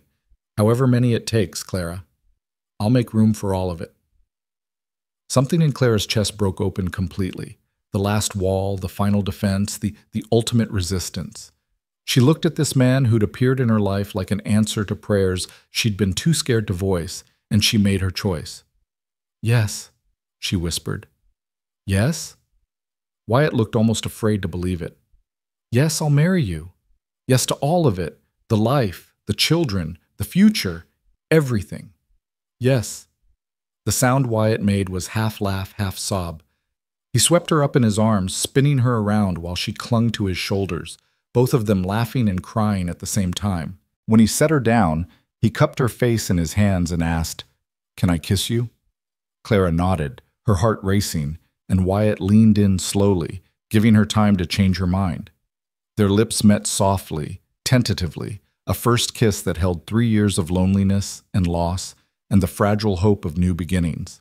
It was sweet and careful and profound, and when they broke apart, Clara felt transformed, not widow anymore, but woman, not alone, but chosen, not broken, but healing. "Mama?" Tom's voice came from the cabin door, curious. "What's happening?" Clara and Wyatt broke apart, both slightly flushed. Clara took a breath and called, "Come here, all of you. Mr. Wyatt has something to ask you." The children filed out, Tom cautious, the twins curious, Ellie rubbing sleep from her eyes. They arranged themselves on the porch, and Wyatt crouched down to be at their level, his expression serious and kind. "I've asked your mama to marry me," he said directly, "and she said yes. But I need to know if that's all right with you all. You're her children, and that makes you the most important people in her life. If you don't want me as part of this family, I'll understand." Tom studied Wyatt with those serious dark eyes, weighing and measuring. Finally, he asked, "Would you be our papa?" "If you'll have me. I'll never replace your real father. He was your papa first, and that's special. But I'd be honored to be your father too, to take care of you and your mama and sisters." "Would we have to call you papa?" This from Abby, who looked uncertain. "You can call me whatever feels right to you, Mr. Wyatt, Wyatt, Papa, Pa, anything that makes you comfortable. There's no wrong answer." Ben stepped forward, his small face earnest. "Would you teach me to ride a horse, a real horse, not just my stick?" Wyatt smiled. "I'd love to teach you to ride." "Then I think it's a good idea," Ben announced, as though that settled everything. Tom continued watching Wyatt, and Clara could see her son working through something internal. Some big decision only an 8-year-old who'd been man of the house could understand. Finally, Tom extended his hand, formal and solemn. "Welcome to the family, Pa," he said. Wyatt shook Tom's hand with equal seriousness, but Clara could see the emotion shining in his eyes at hearing that word, Pa. for the first time. Thank you, Tom. That means everything to me. Ellie, not to be left out, toddled over and raised her arms in the universal demand to be picked up. Wyatt obliged immediately, settling her on his hip, and she patted his cheek with one small hand. You're staying forever now? She asked. Forever and ever, Wyatt confirmed, his voice thick. Good. I like you. The simplicity of it, children's acceptance, freely given, made Clara's eyes burn with tears. Her babies were choosing him too, letting him into their small circle, making space for him in their hearts. It was more than she had dared hope for. That evening, after the initial excitement had died down and the children were in bed, Clara and Wyatt sat on the porch in the cooling darkness, holding hands and making tentative plans. How soon? Wyatt asked. I don't want to rush you, but I also don't want to wait longer than necessary. 2 weeks? Clara suggested. That gives us time to post banns, make arrangements, let people know. The pastor can marry us at the church. 2 weeks, Wyatt repeated, like he was testing how it felt. I can finish getting my place habitable in 2 weeks. There's a lot to do still, but the basics will be ready. You and the children can move in right after the wedding. The thought of leaving her cabin, the place she'd shared with James, where all her children had been born, gave Clara a pang, but she pushed it aside. That was the past. Wyatt represented the future, and she'd chosen to walk toward it instead of staying trapped in memory. I'll need to talk to my customers, she said practically. Let them know I'll still be taking in washing after we're married. We'll need the income until your ranch starts producing. About that, Wyatt looked uncomfortable. Clara, I have some money saved. Not a fortune, but enough to get us through a few lean months if we're careful. You don't have to keep breaking your back over laundry if you don't want to. I like working, Clara said firmly. I like earning my own way. If that bothers you, it doesn't bother me at all. I just want you to know you have options. If you want to keep washing, I'll help you. If you want to start something different, I'll support that too. If you want to focus on the children and the house, that's fine. I'm just saying you don't have to carry everything alone anymore. The concept was so foreign, so entirely opposite from her last 3 years of experience, that Clara had trouble processing it, not having to do everything alone, having someone to share the burden with. It sounded like a dream. I think I'd like to keep taking in some washing, she said finally, but maybe less of it. Maybe just enough to contribute, but not so much I'm exhausted all the time. Whatever you want, Wyatt agreed easily. It's your choice, Clara. Always your choice. They sat in comfortable silence for a while, both adjusting to this new reality they'd created. Engaged. In 2 weeks, they'd be married. In 2 weeks, Clara would be a wife again. The thought was terrifying and exhilarating in equal measure. Thank you, she said quietly. For what? For being patient with me. For not pushing. For letting me come to this in my own time. Clara squeezed his hand. For loving me despite all my walls and fears and complications. Clara. Wyatt turned to face her, his expression fierce. You're not complicated. You're careful, and you have every right to be. You're protecting yourself and your children, and that's admirable. If anything, I'm grateful you trusted me enough to let me in. She leaned her head against his shoulder, feeling safe and cherished in a way she'd thought she'd never experience again. Tomorrow, there would be 1,000 details to manage, a dozen decisions to make, endless preparations for building a new life together. But tonight, she just let herself feel the simple rightness of this choice, the quiet certainty that she was exactly where she was supposed to be. 2 weeks, she whispered into the darkness. 2 weeks, Wyatt echoed, and pressed a kiss to the top of her head. I can't wait. Neither could Clara, she realized with a start. For the first time in 3 years, she wasn't just surviving. She was looking forward to the future with genuine excitement, genuine hope. She was allowing herself to believe that good things could still happen, that happiness wasn't just a memory, but a possibility waiting to unfold. The stars wheeled overhead in their eternal patterns, and somewhere in the distance a coyote called out to the night. Clara closed her eyes and made a silent promise, to herself, to James's memory, to the man sitting beside her, to the future they would build together. She would be brave enough to love again. She would be strong enough to believe in second chances. She would step forward into whatever came next with her eyes open and her heart willing. The past would always be part of her, would always leave its scars. But the past didn't have to determine the future. She'd survived the worst life could throw at her, had come through the fire still standing. Now it was time to do more than just survive. It was time to live. And with Wyatt beside her and her children surrounding them both, Clara finally believed she could. The 2 weeks that followed moved with a strange duality, simultaneously crawling and racing, each day both endless and over before Clara could catch her breath. There was so much to do, so many details that seemed insignificant until they suddenly became urgent. She had to finish her outstanding laundry contracts, notify her regular customers about the change in her circumstances, mend and alter the one decent dress she owned to serve as her wedding gown. She had to help Wyatt prepare his house for a family of 6, had to figure out what to bring from her cabin and what to leave behind, had to navigate the complicated emotions of closing one chapter while opening another. The whole town knew within 2 days. Mrs. Henderson, collecting her clean linens, had been the first to hear the news and the first to spread it. By sunset the same day, Clara couldn't walk through town without receiving congratulations mixed with speculation. Some folks were genuinely happy for her. The pastor's wife clasped her hands warmly and said it was about time she had some help with those children. Others were less charitable, their smiles not quite reaching their eyes as they wondered aloud how a widow with 4 children had managed to catch herself a man so quickly. "Don't listen to them," Wyatt said firmly when Clara mentioned the gossip. "They're just bitter because their own lives aren't happy. We know the truth. And that's all that matters." But it did matter, at least a little. Clara had worked so hard to maintain her reputation these past 3 years, to be above reproach, to give no one any reason to question her character. Now there were whispers about unseemly haste, about whether perhaps something improper had been going on before the engagement. The accusations were baseless but persistent, and they stung. Tom heard some of the talk at the mercantile and came home tight-lipped and angry. "Billy Henderson said his ma said you're being too forward," he reported, his young face flushed with indignation. "He said widows are supposed to wait longer before remarrying. I told him his ma was a busybody and he should mind his own business."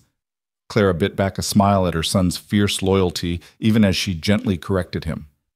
"Tom, I appreciate you defending me, but you can't go around calling people busybodies, even when they are. People will always talk. The best thing we can do is live our lives with integrity and let our actions speak for themselves." "But it's not fair," Tom protested. "You've been alone for 3 years. You deserve to be happy. Why do people care if you're getting married now versus 6 months from now?" "Because people always have opinions about how others should live," Clara said wearily. "Especially women. We're supposed to grieve forever, apparently, or at least longer than 2 weeks after finding a good man. But Tom, honey, I don't answer to them. I answer to God and to my own conscience, and both tell me I'm doing the right thing." She believed it too, most of the time. But in the quiet moments, when doubt crept in like fog, Clara found herself questioning everything. Was she rushing into this? Was she being fair to Wyatt, bringing him 4 children and all her baggage? Was she dishonoring James's memory by moving on? The questions circled endlessly, vultures picking at her peace of mind. Wyatt seemed to sense her struggles without her having to voice them. He showed up one evening, his arms full of wildflowers, purple lupine and Indian paintbrush and delicate white columbine, and presented them to her with ceremony. "What are these for?" Clara asked, surprised and touched. "Because you looked sad this morning, and I wanted to remind you of something beautiful." Wyatt set the flowers down carefully and took her hands in his. "Clara, if you're having second thoughts, if this is too fast or too much, you can tell me. We can wait longer if you need to. I'll be disappointed, but I'll understand. The last thing I want is for you to marry me out of obligation or pressure." "It's not that." Clara struggled to articulate the tangled emotions. "I want to marry you. I do. But everyone's talking, and Tom got into a fight defending me, and I keep wondering if I'm being selfish. If I'm thinking about what I want instead of what's best for the children." "What do the children want?" Wyatt asked quietly. Clara considered. "They want you. They're excited about the wedding, about moving to your place, about having a father again. Tom's been practicing calling you Pa when he thinks no one's listening. The twins have planned out their entire bedroom already. Ellie asks every morning if it's wedding day yet. then maybe you're not being selfish. Maybe you're giving your children exactly what they need: a complete family, stability, a father who loves them. Maybe you're allowed to want happiness for yourself too. Am I, though? The question came out raw, vulnerable. Am I allowed to be happy when James is dead? When he'll never get to see his children grow up, never get another chance at life? It feels wrong somehow, like I'm betraying him by moving on. Wyatt was quiet for a long moment, his thumbs rubbing gentle circles on the backs of her hands. When he spoke, his voice was thick with emotion. I understand that feeling more than you know.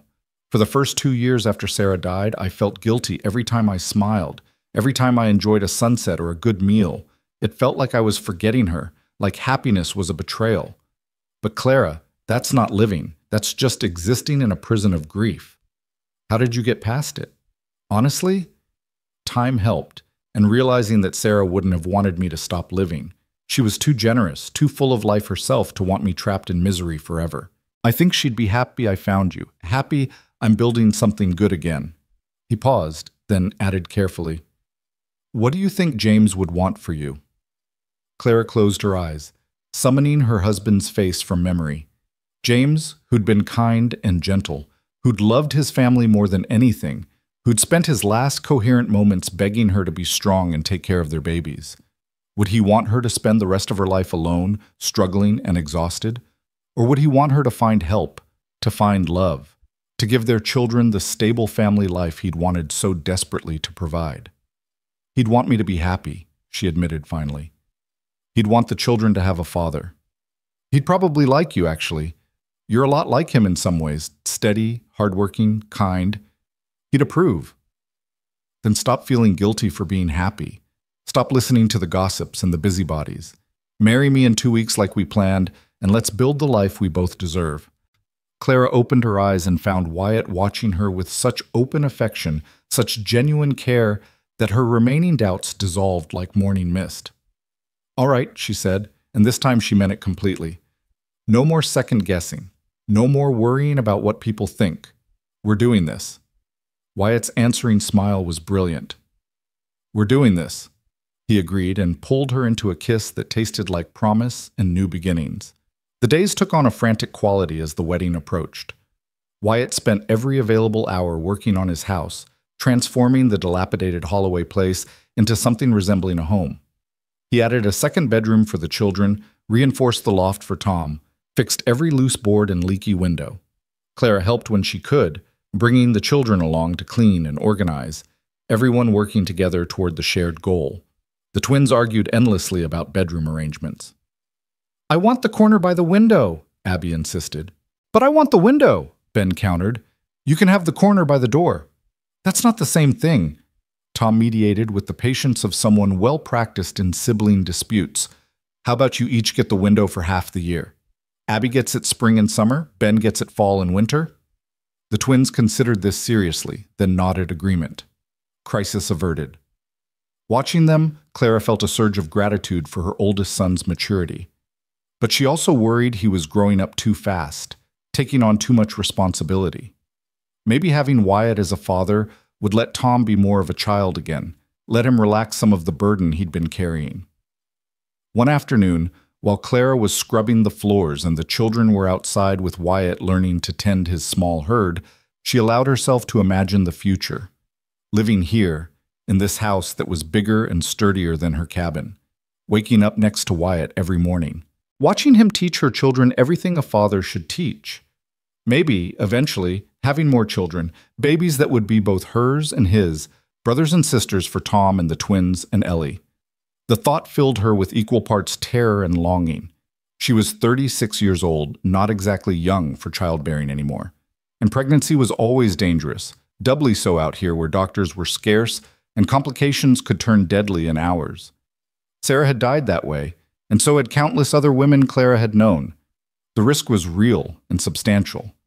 But oh, the thought of a baby with Wyatt's blue eyes and her dark hair. A child created from love rather than duty, from choice rather than expectation.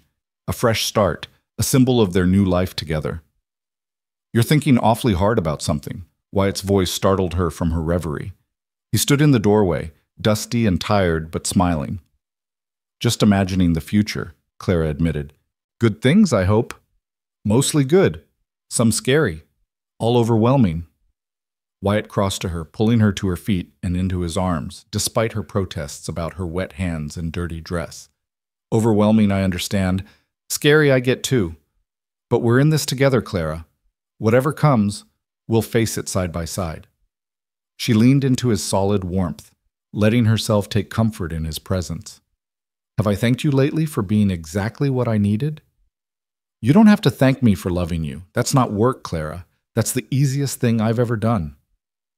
The pastor's wife helped Clara alter her wedding dress, letting out seams and adding some lace borrowed from the church's collection of donated goods. It wasn't fancy, just a simple blue cotton dress in a shade that matched Clara's eyes. But when she tried it on and saw herself in the mirror, she barely recognized the woman staring back. She looked younger somehow, the permanent lines of stress around her mouth softening, hope replacing the perpetual worry in her expression. You're glowing, the pastor's wife said warmly. That's what love does, I suppose. Makes us all beautiful. Clara touched her reflection wonderingly. Was she beautiful? She'd never thought of herself that way. Too thin, too worn, too marked by hardship. But maybe Wyatt saw something different. Maybe through his eyes, she was something worth treasuring. The night before the wedding, Clara couldn't sleep. She lay in her cabin one last time, listening to her children's breathing, cataloging every familiar sound and smell. This place had been her whole world for years. These four walls had witnessed her highest joys and deepest sorrows. James had died in this room. Her babies had been born here. Every memory she had of her marriage was soaked into these rough-hewn boards. Leaving felt like abandonment, like betrayal. But staying would be worse, would mean clinging to the past instead of embracing the future. James was gone, and no amount of living in their old home would bring him back. The best way to honor his memory was to do what he'd always wanted, give their children a good life, find happiness where she could, keep moving forward. Goodbye, Clara whispered into the darkness, saying it to the cabin, and to James, and to the woman she'd been for 3 hard years. Thank you for everything. I'll never forget you. The wedding day dawned clear and perfect, the October sky that particular shade of crystalline blue that only happened in Montana. Clara woke before sunrise, her stomach a tangle of nerves and excitement. The pastor's wife arrived early to help her dress and arrange her hair, chattering cheerfully about the weather and the growing number of people planning to attend. Half the town's coming, she reported. Everyone loves a wedding, and you two have become quite the romantic story. The lonely widow and the kind cowboy who won her heart. Clara made a face. I'm not sure I like being reduced to a story. Well, you'd better get used to it. People need something to talk about, and at least this is a happy tale instead of tragedy or scandal. The children were beside themselves with excitement, the twins arguing over who got to carry the wildflower bouquet down the aisle, Tom trying to slick his hair down with water and failing, Ellie spinning in circles in the new dress the pastor's wife had sewn for her. They were beautiful, all of them, and Clara felt her throat close up with emotion watching them. You all look so grown up, she managed. Do you think Pa will like our fancy clothes? Abby asked anxiously. Pa. They'd started calling him that consistently now, trying it out, making it fit, and Wyatt never corrected them, never suggested anything else. He just accepted the title with quiet grace, as though he'd been their father all along. He'll love them, Clara assured her daughter. He'll love all of you, just like always. The church was packed when they arrived, every pew filled with townspeople who'd come to witness the union. Clara saw familiar faces, her laundry customers, shopkeepers she'd traded with, neighbors from her scattered corner of the territory. Some looked genuinely happy for her. Others wore expressions of poorly concealed judgment. Clara lifted her chin and ignored them all, focusing instead on the man waiting for her at the altar. Wyatt stood straight and proud in his Sunday best, a suit she'd never seen him wear, his hair neatly trimmed, his face clean-shaven. But his eyes were the same, warm and blue and full of love as he watched her walk down the aisle with Tom on one side and the twins on the other, Ellie toddling ahead dropping flowers with more enthusiasm than accuracy. When Clara reached the front of the church and Tom solemnly placed her hand in Wyatt's, she felt a shift happen, some fundamental change in the universe's alignment, some sense of rightness clicking into place. This was exactly where she was supposed to be, exactly what she was supposed to be doing. The pastor began speaking, his words the familiar liturgy of marriage. Clara barely heard them, too focused on Wyatt's face, on the way his hand trembled slightly holding hers, on the absolute certainty she saw in his expression. He wasn't afraid, wasn't second-guessing. He wanted this, wanted her and her chaos and her complicated life, with no reservations, no doubts, no conditions. Do you, Wyatt James Coulter, take Clara Marie Boone to be your lawfully wedded wife, to have and to hold from this day forward, for better or worse, for richer or poorer, in sickness and in health, until death do you part? I do, Wyatt said firmly, his voice carrying through the church. I absolutely do. And do you, Clara Marie Boone, take Wyatt James Coulter to be your lawfully wedded husband, to have and to hold from this day forward, for better or worse, for richer or poorer, in sickness and in health, until death do you part? Clara took a breath, thought of James watching from wherever souls went after death, silently asked his permission and blessing one final time. Then she looked into Wyatt's eyes and spoke her truth. I do. With all my heart, I do. The pastor smiled. Then by the power vested in me by the territory of Montana and Almighty God, I now pronounce you husband and wife. Wyatt, you may kiss your bride. Wyatt stepped forward, cupped Clara's face in his work-roughened hands, and kissed her with a tenderness that made her knees weak. It wasn't a brief ceremonial kiss, but something deeper, more meaningful, a promise made physical, a commitment sealed with affection. When they broke apart, Clara was breathless and blushing, and the church erupted in applause. Ladies and gentlemen, the pastor announced, I present to you Mr. and Mrs. Wyatt Coulter, and their children Tom, Abigail, Benjamin, and Eleanor. The children clustered around them immediately, and Wyatt pulled them all into a group embrace, this instant family, bound together by choice and love and hope. Clara felt tears streaming down her face, but they were good tears, happy tears, the kind that came from overwhelming emotion rather than grief. Are you happy, Mama? Ellie asked, patting Clara's wet cheeks with concern. I'm very happy, baby. Happier than I've been in a long time. Good, Ellie announced. Now we have a papa again, a real one who doesn't go away. Wyatt's eyes met Clara's over the children's heads, and she saw her own emotion reflected back, gratitude and wonder and the particular joy that came from unexpected second chances. The reception was held in the church hall, a simple affair with donated food and homemade decorations, but it felt grand to Clara. People she barely knew came up to offer congratulations, to admire the children, to tell Wyatt he was a lucky man. For once, Clara didn't bristle at the phrasing. He was lucky, but so was she. They were both lucky to have found each other, to have been brave enough to risk love again. Tom stayed close to Wyatt all afternoon, proudly introducing him to anyone who'd listen as my pa.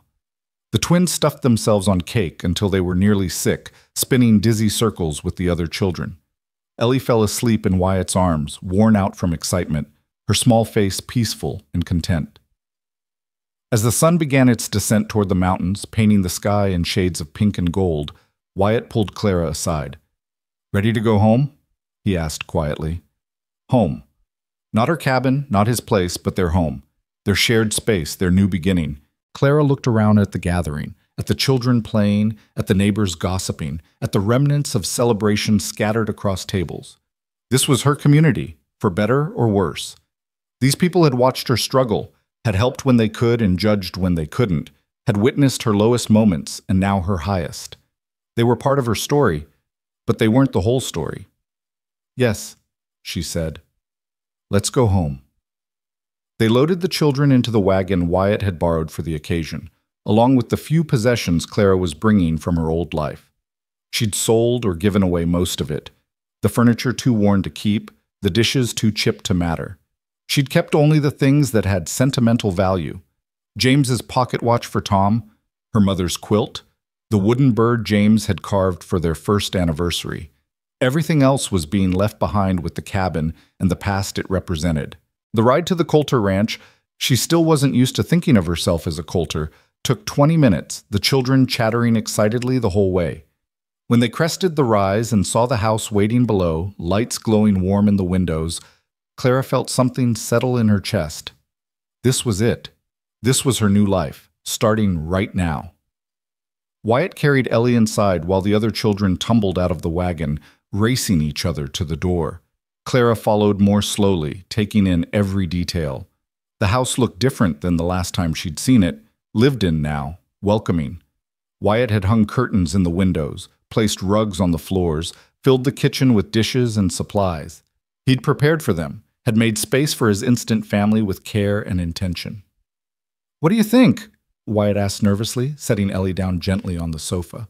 Clara turned in a slow circle, seeing the home he'd built for them, for her and her children, and the life they'd share. Seeing the effort and love poured into every detail, every preparation, seeing hope made manifest in wood and cloth and careful arrangement. "It's perfect," she said, and meant it absolutely. "It's the most perfect thing I've ever seen." The children claimed their rooms with loud enthusiasm, the twins already arguing about bed placement despite having agreed on it weeks ago. Tom disappeared into the loft, his private space where he could be 8 years old and 14 and everywhere in between. Ellie curled up in the rocking chair by the fireplace, thumb in her mouth, watching everything with wide, sleepy eyes. "I should get her to bed," Clara said, but Wyatt caught her hand. "In a minute. First, I have something for you." He reached into his vest pocket and pulled out a small wooden box, worn smooth with age. Inside, nestled in faded velvet, was a ring, simple gold with a small turquoise stone set in the center. "It was my grandmother's," Wyatt said quietly. "The only thing of value I own, really. Sarah wore it for the 5 years we were married, and when she died, I put it away. Thought I'd never have reason to take it out again. But I want you to have it now, Clara. Want you to wear it as a symbol of everything we're building together." Clara's hand shook as she took the ring, feeling the weight of history in it. Wyatt's grandmother wearing it in love, Sarah wearing it in love, now being offered to her in love. 3 women, 3 marriages, 3 chances at happiness spanning generations. "Are you sure?" she asked. "This has so much history, so much meaning, which is exactly why I want you to have it. Sarah would approve. She was generous like that. And my grandmother would have loved that her ring keeps being part of love stories. Please, Clara, wear it and know that you're part of something bigger than just us. You're part of a legacy of people who chose love despite the risks." Clara slipped the ring onto her finger, and it fit perfectly, like it had been waiting for her all along. The turquoise caught the lamplight, glowing warm and blue. "Thank you," she whispered. "I'll treasure it always." Wyatt pulled her close, resting his chin on top of her head. "We did it," he said softly. "We're actually married. You're actually my wife." "You're actually my husband," Claire replied, testing out the word. Husband. It felt strange and familiar at once, like wearing shoes that had been broken in by someone else but were starting to fit her feet. They stood there holding each other while chaos erupted around them, children calling questions, unpacking, making noise, the normal disorder of 5 people settling into shared space. Eventually, they'd have to address all of it, organize and mediate and establish routines. But for this moment, they just held each other and marveled at the improbable miracle of their union. Later that night, after the children were finally asleep and the house had quieted, Clara and Wyatt sat on their front porch watching the stars emerge one by one in the darkening sky. She was wearing a borrowed nightgown from the pastor's wife. He was in his undershirt and trousers, and they looked like any married couple settling in for the evening. Except they weren't any married couple. They were Clara and Wyatt, 2 broken people who'd found each other and decided to build something whole from their combined fragments. "Are you nervous?" Wyatt asked quietly. Clara considered the question honestly. She should be nervous. First night as a married woman, sharing a bed with a man who wasn't James, navigating the intimate aspects of marriage she hadn't experienced in 3 years. But instead she just felt peaceful, certain, ready. "No," she said. "Should I be? I don't know. I'm a little nervous." Wyatt smiled ruefully. "I want to do everything right. Want to make you happy. Want to be worthy of the trust you're giving me." "You're already worthy, Wyatt. You've been proving it since the first day we met." Clara took his hand, threading their fingers together.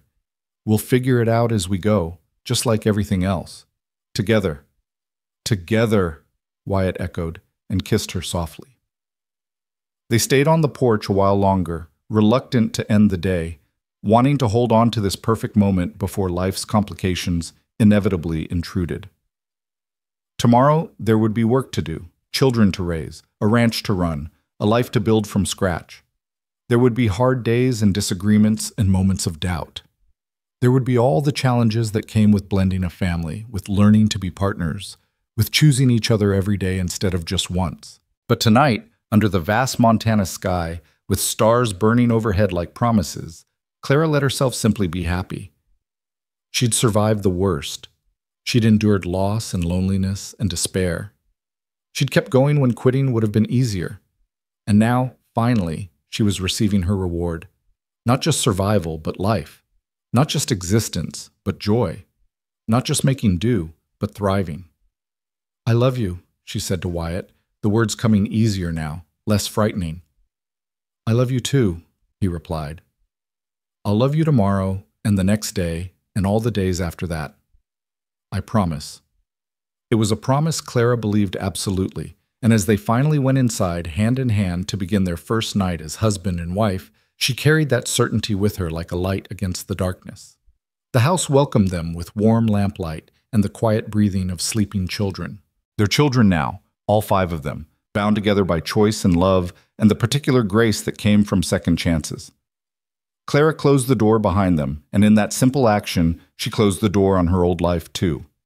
The widow Clara Boone was gone, transformed into Clara Coulter, wife, mother, partner, woman who dared to hope. And in the bedroom that Wyatt had prepared with such care, as he held her with tenderness and kissed her with reverence, Clara finally understood what she'd been too afraid to believe before. Love wasn't a finite resource that got used up when someone died. It was infinite, renewable, capable of growing back even stronger after being cut down.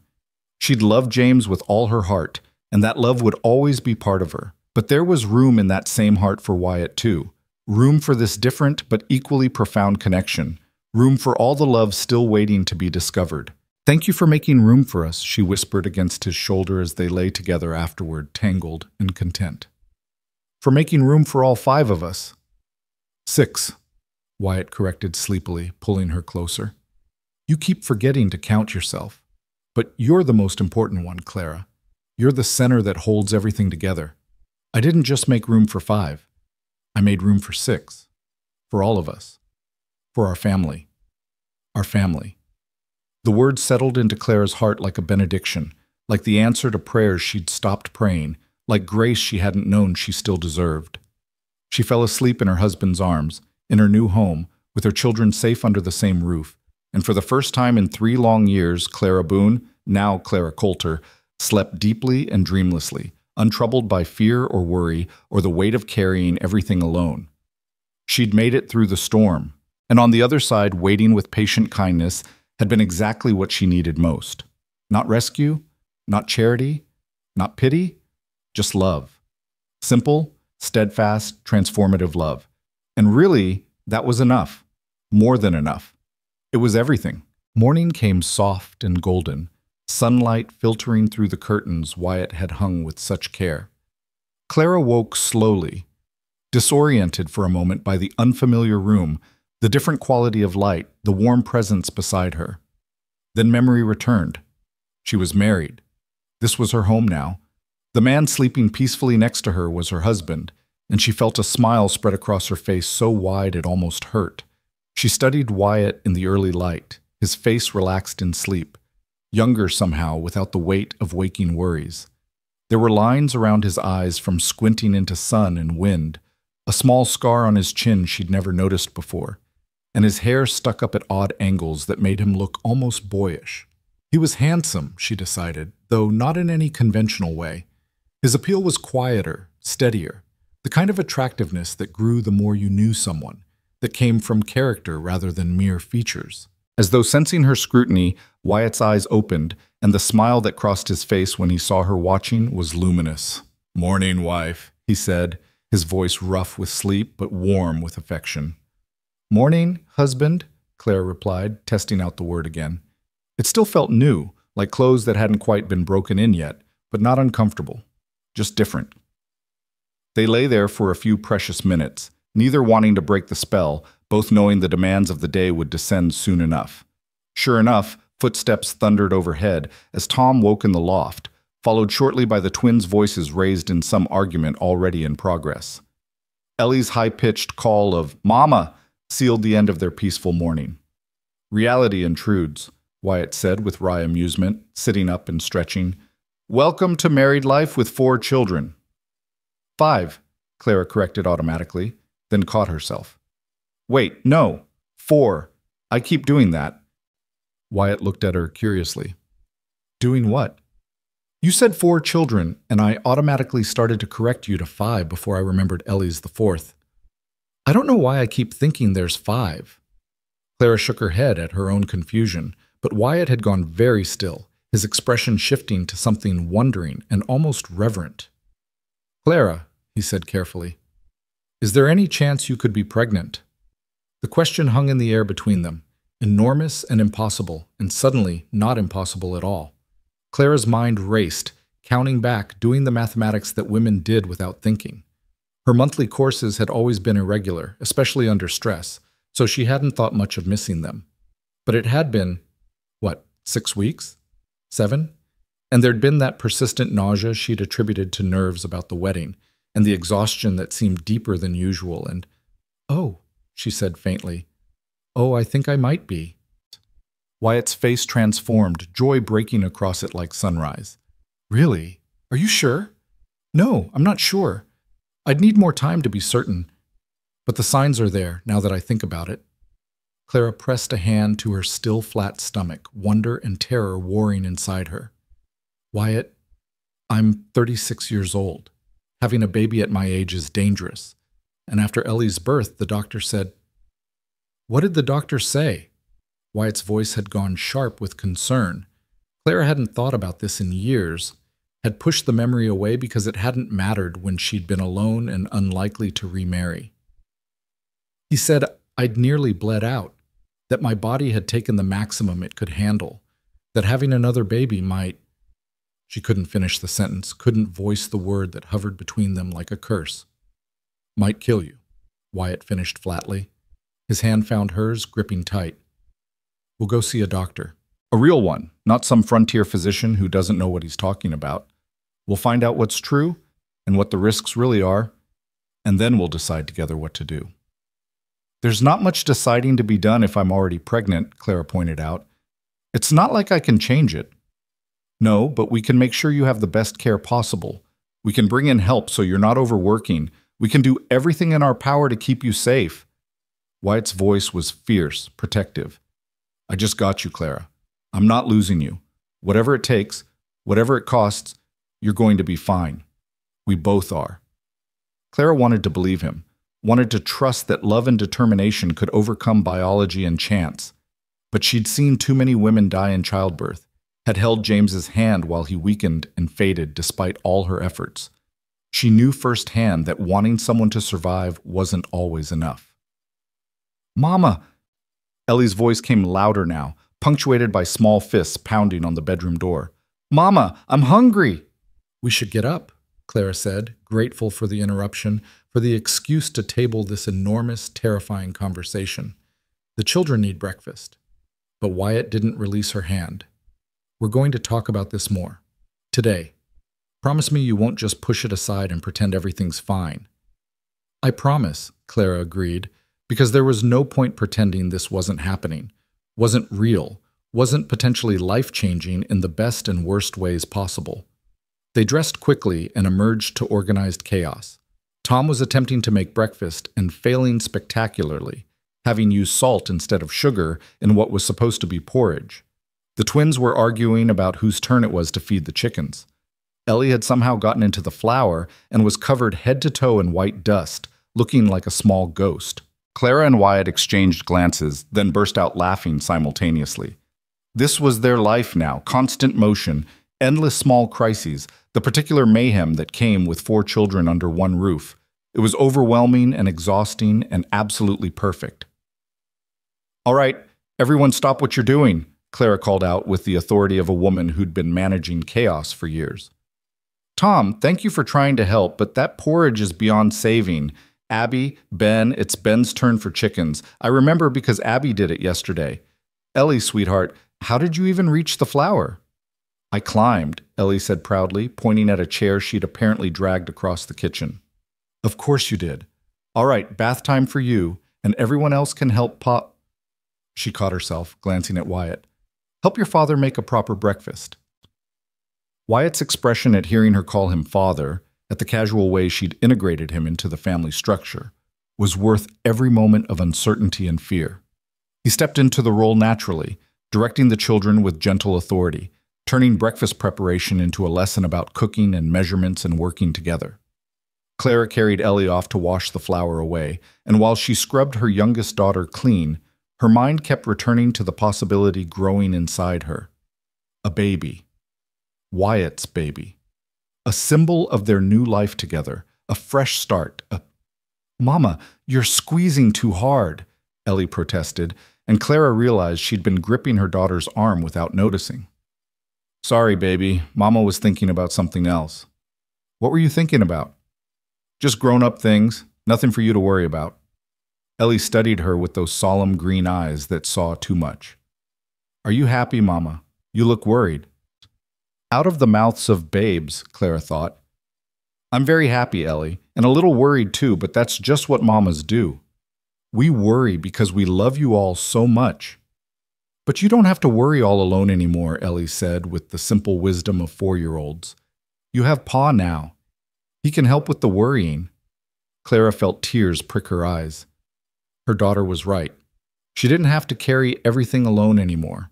Whatever happened with this pregnancy, if she even was pregnant, she had Wyatt to face it with her. The thought was both comforting and terrifying because letting someone help meant letting them close enough to be hurt by loss. Breakfast was a cheerful affair, everyone talking over each other, making plans for the day. Wyatt needed to check the cattle, and Tom immediately volunteered to help, his face eager with the prospect of real ranch work. The twins wanted to explore their new surroundings, and Ellie just wanted to be wherever Clara was. It was the normal rhythm of family life, and Clara felt herself relaxing into it despite her underlying anxiety.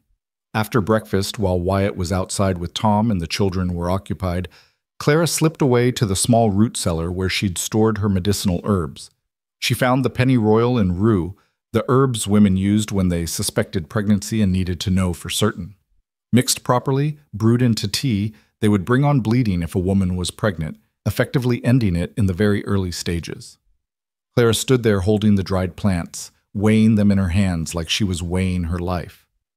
She could drink this tea and know for certain within a day or two. If she wasn't pregnant, nothing would happen. If she was, the pregnancy would end, and with it the danger of childbirth at her age, the risk of leaving her children motherless, the possibility of dying like Sarah had died. It would be the practical choice, the safe choice. The choice that prioritized the 4 children she already had over the potential one she might be carrying. But Clara found herself remembering Wyatt's face that morning, the joy that had transformed him when he'd realized she might be pregnant. Found herself imagining a baby with his blue eyes and quiet smile. Found herself wanting, desperately and against all logic, to give him this gift, a child of his own, a fresh start after years of grief, living proof that love could triumph over loss. She was still standing there, paralyzed by indecision, when Wyatt found her. Clara? His voice was gentle, concerned. What are you doing down here? She couldn't lie to him, didn't want to start their marriage with deception. So she held up the herbs, let him see what she'd been considering. Understanding dawned in his eyes, followed by something that looked like pain. You were thinking about ending it, he said quietly. Not an accusation, just a statement of fact. I was thinking about being practical, Clara corrected. About staying alive for the 4 children I already have. About not taking unnecessary risks. And what did you decide? I don't know yet. That's the problem. I don't know what the right choice is. Wyatt crossed to her, took the herbs gently from her hands and set them aside. Then he cupped her face in his palms, forcing her to meet his eyes. Clara, I want you to listen to me very carefully. I love you more than I can say, And if we're blessed with a baby, I'll be the happiest man in the territory. But not at the cost of your life. Never at that cost. If continuing this pregnancy puts you in real danger, if the doctor confirms what that frontier physician said years ago, then we won't continue it. We'll use those herbs or find another way, and I'll be sad, but I'll understand. Because you're the most important person in my life. You're irreplaceable. And I need you to live, Clara. Your children need you to live. We all need you. Tears streamed down Clara's face. But you want this baby. I can see how much you want it. I want you more. 1,000 times more. Yes, a baby would be wonderful, but only if it doesn't cost me my wife. That's not a trade I'm willing to make. What if I want to try? The words came out in a whisper, barely audible. What if I want to give you this gift? Want to prove that good things can still happen? Want to believe that maybe this time it will be different? Wyatt was quiet for a long moment, and she could see him wrestling with his own desires and fears. Finally, he spoke carefully. If you want to try, then we try. But only after we talk to a real doctor. Only after we understand the actual risks instead of 3-year-old warnings from a man who might not have known what he was talking about. And if the risk is too high, we don't do it.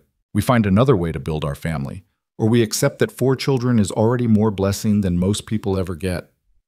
What other way? Clara asked, genuinely curious. Adoption, maybe. There are always children who need homes, orphans from wagon trains, or women who died in childbirth. We could give one of them a family instead of risking you to create a new life. The end result is the same. Another child to love, another soul to raise. Does it matter if they're blood or not? Clara thought of Tom and the twins and Ellie, thought of how completely Wyatt had accepted them as his own despite no biological connection, thought of how family was made through love and choice as much as through blood and birth. Maybe he was right. Maybe there were other paths to growing their family that didn't require her to risk everything. All right, she said finally. We'll wait. We'll find a real doctor and get real information. Then we'll decide together what to do. Wyatt pulled her into his arms, holding her tight enough that she could feel his heart beating against her chest. Thank you, he whispered into her hair. Thank you for being willing to wait, for not making this decision alone. They stood there in the cool darkness of the root cellar, holding each other while life continued overhead, children playing, chickens clucking, wind moving through the prairie grass. It was a moment suspended outside time, a breath held before plunging forward, and Clara memorized every detail of it. The smell of dried herbs and earth, the solid warmth of Wyatt's body, the sound of her children's laughter filtering down from above, the feeling of being held, being cherished, being loved enough that someone would put her life above their own desires. The next few weeks passed in a blur of adjustment and discovery. Clara settled into her role as Wyatt's wife, learning his rhythms and preferences, figuring out how to manage a larger household with more resources than she'd ever had before. The children adapted with the resilience of youth, squabbling and playing and slowly accepting that this new arrangement was permanent, that Wyatt wasn't going to disappear like their birth father had. Tom, especially, bloomed under Wyatt's attention. He followed his new father everywhere, soaking up lessons about ranching and livestock, asking endless questions that Wyatt answered with patient thoroughness. Clara watched her son transform from a boy forced to be too old too soon into someone who could actually be 8 years old, who could make mistakes without the weight of responsibility crushing him, who could laugh freely because someone else was there to catch what he dropped. The twins settled their bedroom dispute with surprising maturity, deciding to rotate positions every month so both got equal time by the window. They spent their days exploring the property, coming back muddy and happy with treasures they'd found. Interesting rocks, bird feathers, a shed snakeskin that made Clara shudder but which Wyatt examined with appropriate scientific interest. They were healing, she realized, from the trauma of losing their father so young, from years of watching their mother struggle. Security did that for children, gave them space to be young again. Ellie attached herself to Wyatt with single-minded devotion, following him around calling Pa, Pa, Pa, until he picked her up and carried her while he worked. He indulged her shamelessly, carving her toys, telling her stories, letting her help with tasks that would have been finished faster without her assistance.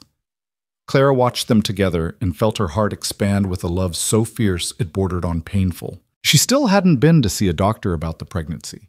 Part of her was afraid of confirmation, afraid that making it real would somehow make it more dangerous. But she couldn't ignore the signs forever, the persistent nausea that struck mostly in the mornings, the exhaustion that went bone deep, the way her breasts were tender and her emotions unpredictable. She was pregnant, almost certainly, and eventually she'd have to face that reality. The decision was taken out of her hands one morning in late October when she woke up feeling particularly ill, barely made it outside before being violently sick. Wyatt found her there, pale and shaking, and his face went grim. "That's it," he said firmly. "We're going to see Dr. Morrison in Helena, today. I don't care if it's a 3-day ride. You need proper medical care and you need it now." "Wyatt, I can't just leave the children." The pastor's wife already said she'd watch them if we needed to travel. "I asked her last week, just in case. We're going, Clara. No more delays, no more excuses." Part of Clara wanted to argue, to assert her independence, to insist she could manage this alone, like she'd managed everything else. But a larger part was secretly relieved to have the decision made for her, to have someone else taking charge, to have a partner who cared enough to insist on her well-being, even when she was prepared to neglect it. They left the next morning after tearful goodbyes from the children, who'd never been separated from Clara for more than a few hours. The ride to Helena was long and uncomfortable, especially for Clara, who felt increasingly unwell as they traveled. But Wyatt was patient and solicitous, stopping frequently to let her rest, finding the smoothest paths, doing everything possible to ease her discomfort. Dr. Morrison's office was in a proper building on Helena's main street, and the doctor himself was a distinguished-looking man in his 50s with kind eyes and an air of professional competence. He examined Clara thoroughly while Wyatt waited outside, asked detailed questions about her medical history, and finally delivered his verdict with careful precision. "You are indeed pregnant, Mrs. Coulter. I'd estimate about 8 weeks along, give or take. And regarding the concerns you mentioned about your previous physician's warnings," he paused, consulting his notes, "I won't say the risks aren't real. You're 36, which is considered advanced maternal age. Your last birth was difficult, and there was significant hemorrhaging. But medical science has advanced considerably even in the past 4 years. We have better techniques now for managing bleeding, better understanding of what causes complications. I wouldn't call this pregnancy impossible or even inadvisable, but it will require careful monitoring and perhaps some restrictions on your activities as you progress." Clara felt tears of relief streaming down her face. Not impossible, not a death sentence, just difficult, requiring care and caution, but possible. "What kind of restrictions?" she asked. "No heavy lifting after the 5th month. Plenty of rest, particularly in the final trimester. Someone should be with you when you deliver, preferably someone with medical training or at least experience with difficult births. And at the first sign of unusual bleeding or severe pain, you need to get to a doctor immediately, even if it means traveling." "I can do all that," Clara said eagerly. "We have help now, and my husband is very careful about my health." Dr. Morrison smiled.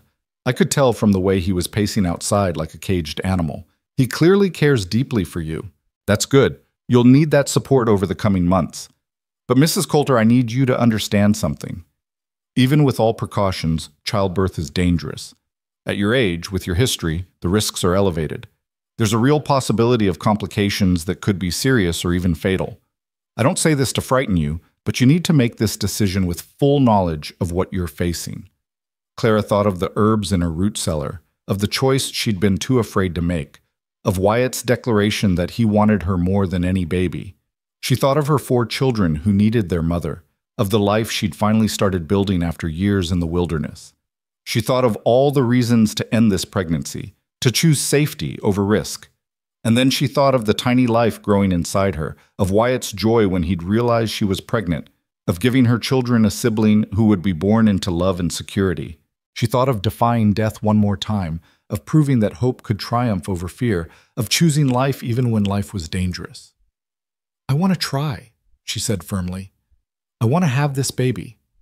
And I'm going to do everything right, follow every instruction, be as careful as humanly possible. But I want to try." Dr. Morrison nodded slowly. "Then I'll do everything in my power to help you succeed.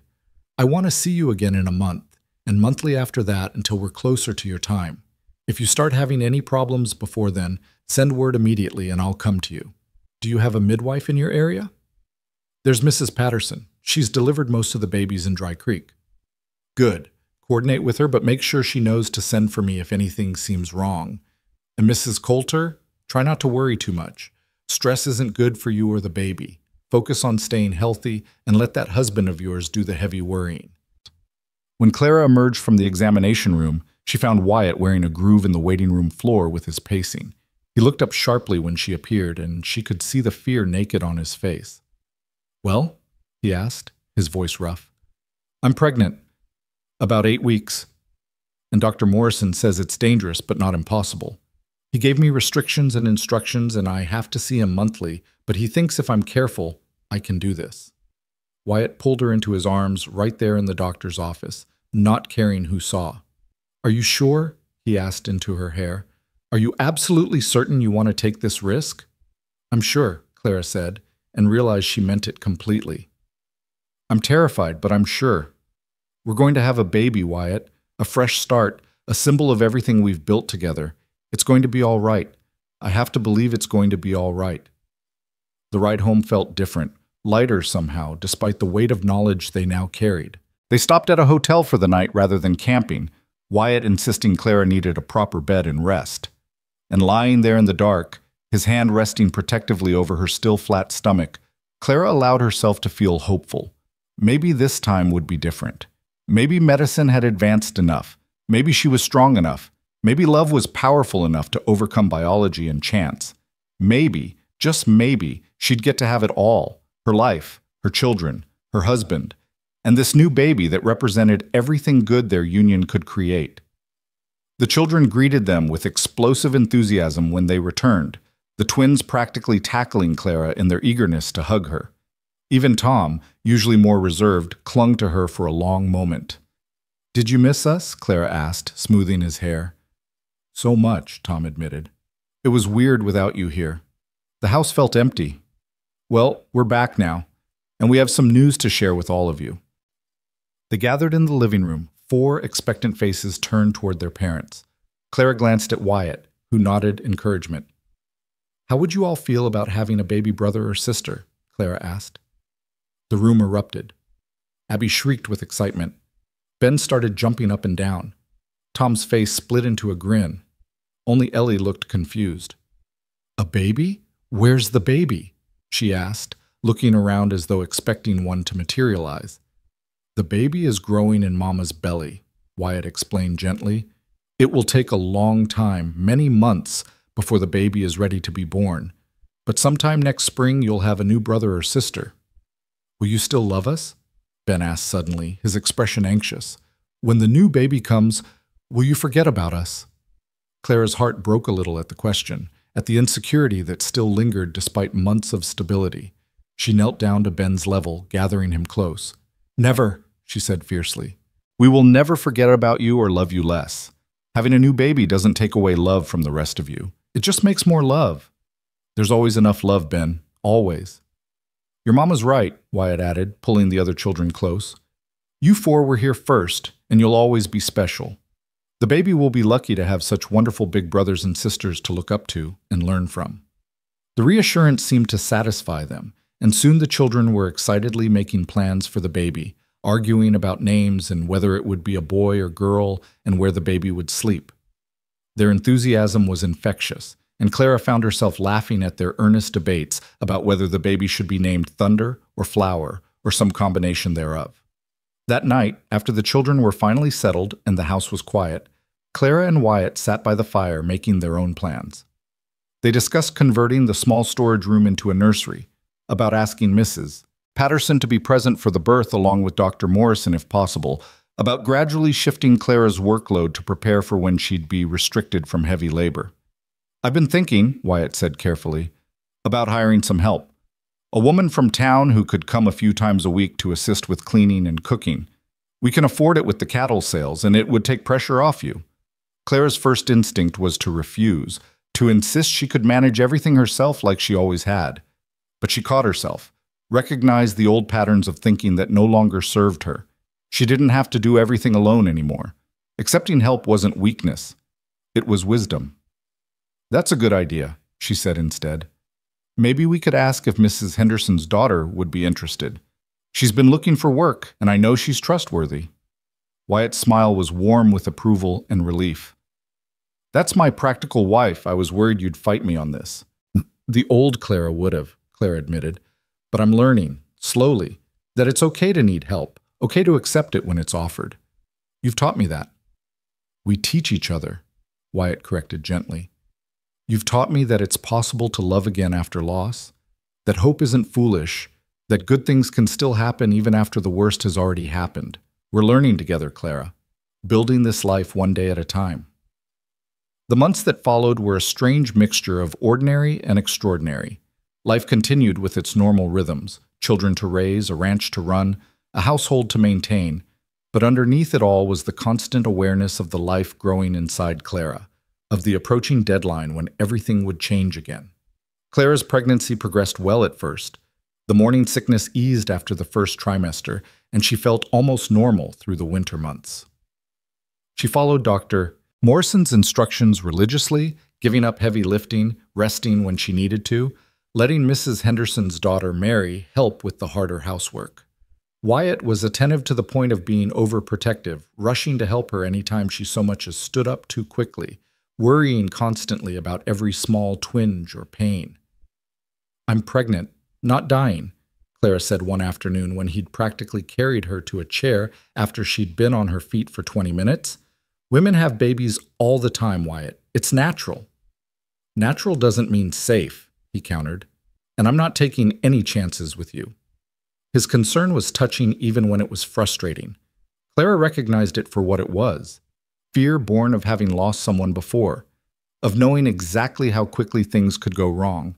So she indulged his protectiveness even when it chafed, understanding that it came from love rather than any doubt about her capability. The children adapted to the upcoming change with varying degrees of enthusiasm. The twins treated Clara's growing belly like a fascinating science experiment, arguing about whether the baby could hear them when they talked to it, pressing their ears against her stomach trying to detect movement. Tom became even more responsible, taking on additional chores without being asked, trying to make things easier for his mother. And Ellie, now 5 years old and more articulate, had decided she would teach the baby everything important once it arrived. I'll show the baby where all the good mud is, she announced seriously one day. And which chickens are nice and which ones peck. And how to climb the apple tree even though Mama says not to. Maybe we'll save the climbing lessons for when the baby's a little older, Clara suggested diplomatically. Winter softened into spring, snow melting to reveal prairie flowers and green grass. Clara's belly swelled unmistakably now, the baby's movements visible from outside, little kicks and rolls that fascinated everyone. Dr. Morrison pronounced himself satisfied with her progress during his monthly visits, though he reminded her constantly to be cautious, to rest, to not overdo it. As her due date approached, Clara found herself cycling through every emotion imaginable. Excitement about meeting this new life she and Wyatt had created, terror about the delivery itself, about the very real possibility of complications, guilt about the time and attention she'd have to divert from her other children, gratitude for Wyatt's steadfast support, for the life they'd built, for having made it this far. On a warm May morning, with meadowlarks singing and the scent of sage heavy in the air, Clara's labor began.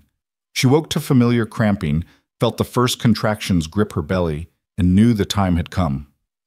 "Wyatt," she said quietly, touching his shoulder. "It's starting." He was awake immediately, fear and determination warring on his face. "Are you sure? Maybe it's false labor, maybe—" "It's not false labor. I've done this 4 times before, remember? This is the real thing." Wyatt moved into action with impressive efficiency. He sent Tom riding hell for leather to fetch Mrs. Patterson and to send a telegram to Dr. Morrison. He settled the younger children with Mary, who'd come early knowing this day was imminent. He prepared the bedroom according to Mrs. Patterson's previous instructions, boiled water, gathered clean linens, did everything right with shaking hands that betrayed his terror. Mrs. Patterson arrived within the hour, her weathered face calm and competent.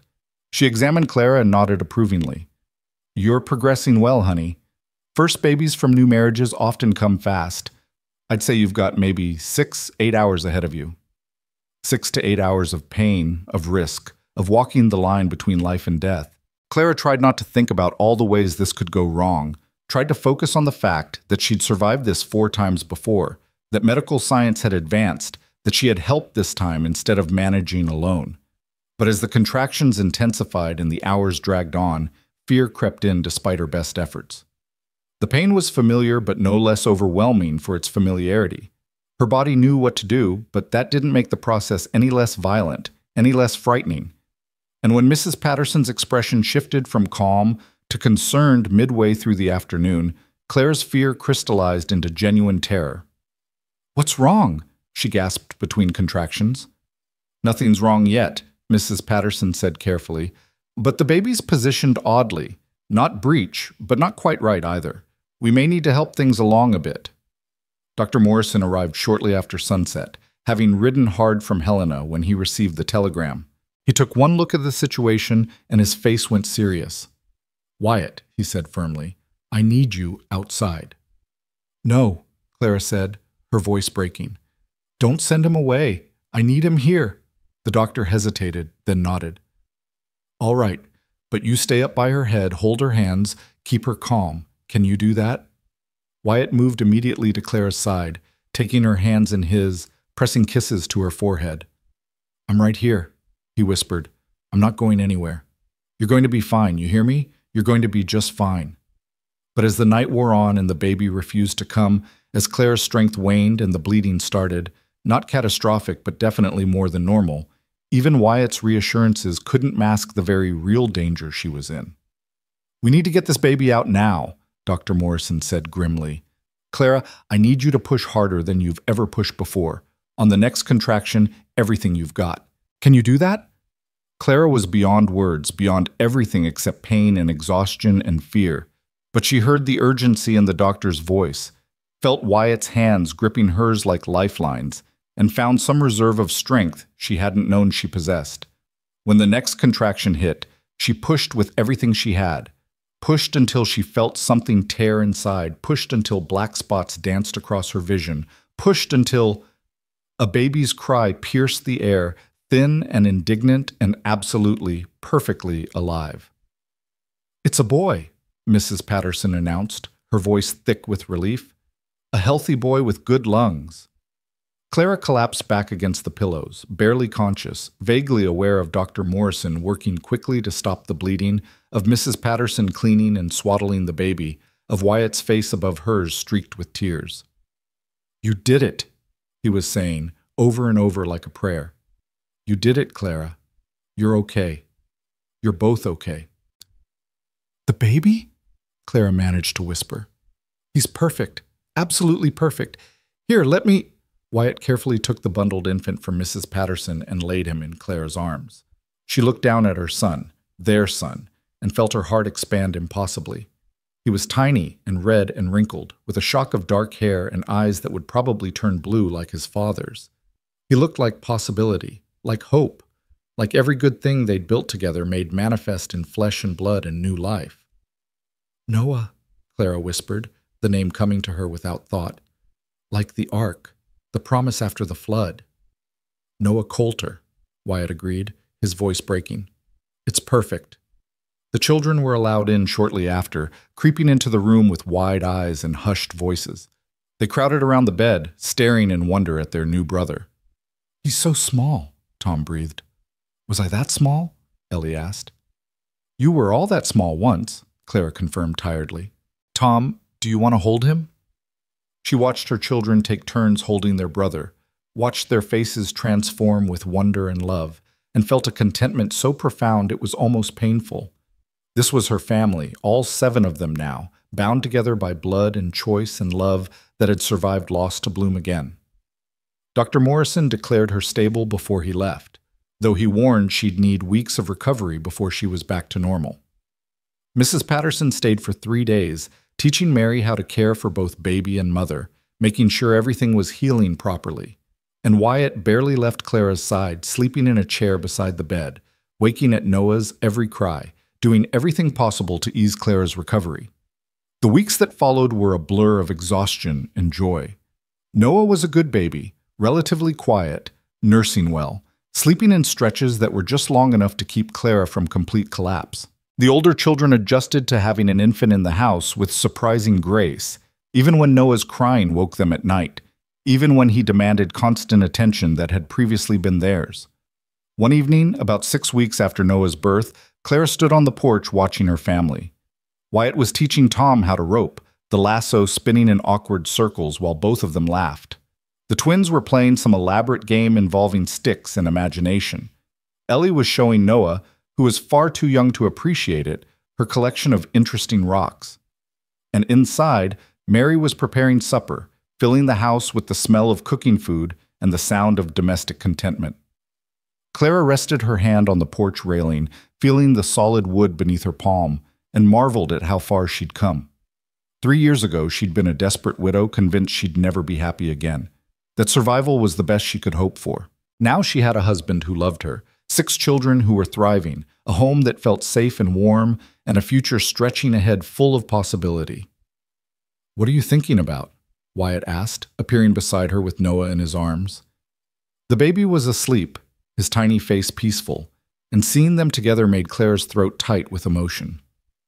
"I'm thinking about second chances," Clara said softly. "About how I thought my life was over when James died, but it was really just beginning a new chapter. About how you appeared exactly when I needed you, like some kind of answer to prayers I was too scared to voice."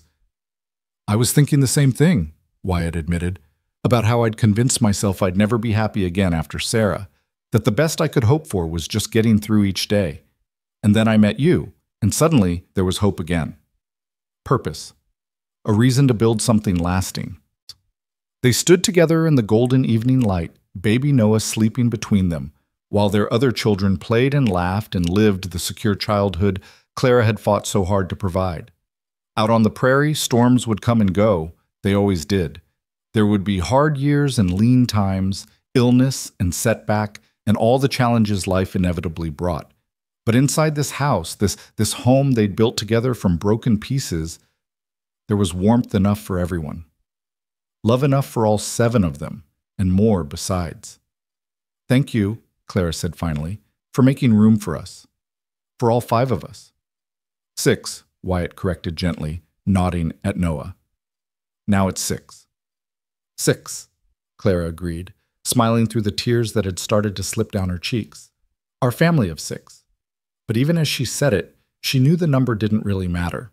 Whether 5 or 6 or eventually more, whether born to them or adopted, whether blood relatives or chosen family, the important thing was that they had each other, that they'd found the courage to risk love again after loss, to hope again after despair, to build again after destruction. Years would pass. The children would grow.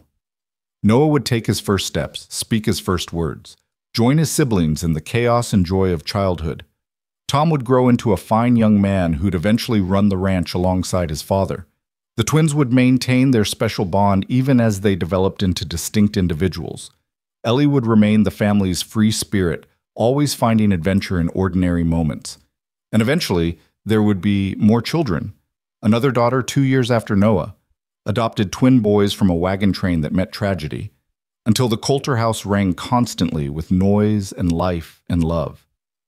But all of that was still to come. For now, on this perfect spring evening in 1876, Clara Coulter stood on her porch with her husband and her sleeping infant surrounded by the sounds of her older children's laughter, and felt something she hadn't experienced in years. Peace. Pure, uncomplicated peace. She'd survived the wilderness years, she'd endured loss and loneliness, and the particular desperation of carrying too much alone. She'd been the widow everyone pitied, the single mother everyone judged, the woman too proud or too scared or too stubborn to ask for help. But she wasn't that woman anymore.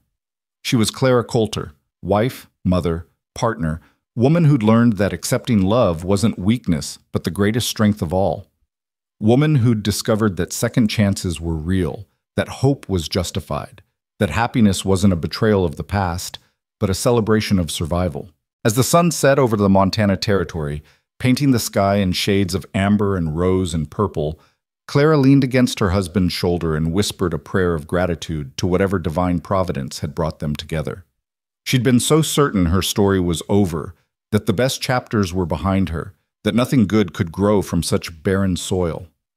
She'd been wrong, and she'd never been happier to be wrong about anything in her life. The prairie wind carried the scent of sage and possibility. Somewhere in the distance, a coyote called to the emerging stars. Inside the house, Mary was setting the table for 8 because family meals required room for everyone now. The lamps were lit, casting golden light through the windows. Home, Clara thought. This was home in the truest, deepest sense. Not just a place, but a feeling, a state of being, a truth that lived in the heart rather than any structure of wood and stone. She'd found her way through the darkness. She'd reached the other side of grief. And here, bathed in the warm glow of evening light with her family surrounding her, Clara finally understood what she'd been fighting toward all along. Not survival, not just endurance, but life itself. Full and rich and complicated and beautiful. Life with all its mess and magic, its heartbreak and healing, its endless capacity to surprise you with joy when you'd least expect it. Clara Boone was gone, buried with the past she'd escaped. In her place stood Clara Coulter, and she was exactly who she was supposed to be. Strong enough to accept help. Brave enough to love again. Wise enough to know that the best gift she could give her children wasn't perfection, but presence. Not fearlessness, but hope. The story that had begun with desperation and ended in joy was complete. But really it wasn't an ending at all. It was just the beginning of everything that came after, all the years and moments and memories still waiting to be made. And as Clara carried Noah inside to join the rest of their family for supper, she looked back one final time at the prairie, stretching endless under the darkening sky, and she smiled. She'd made it home at last,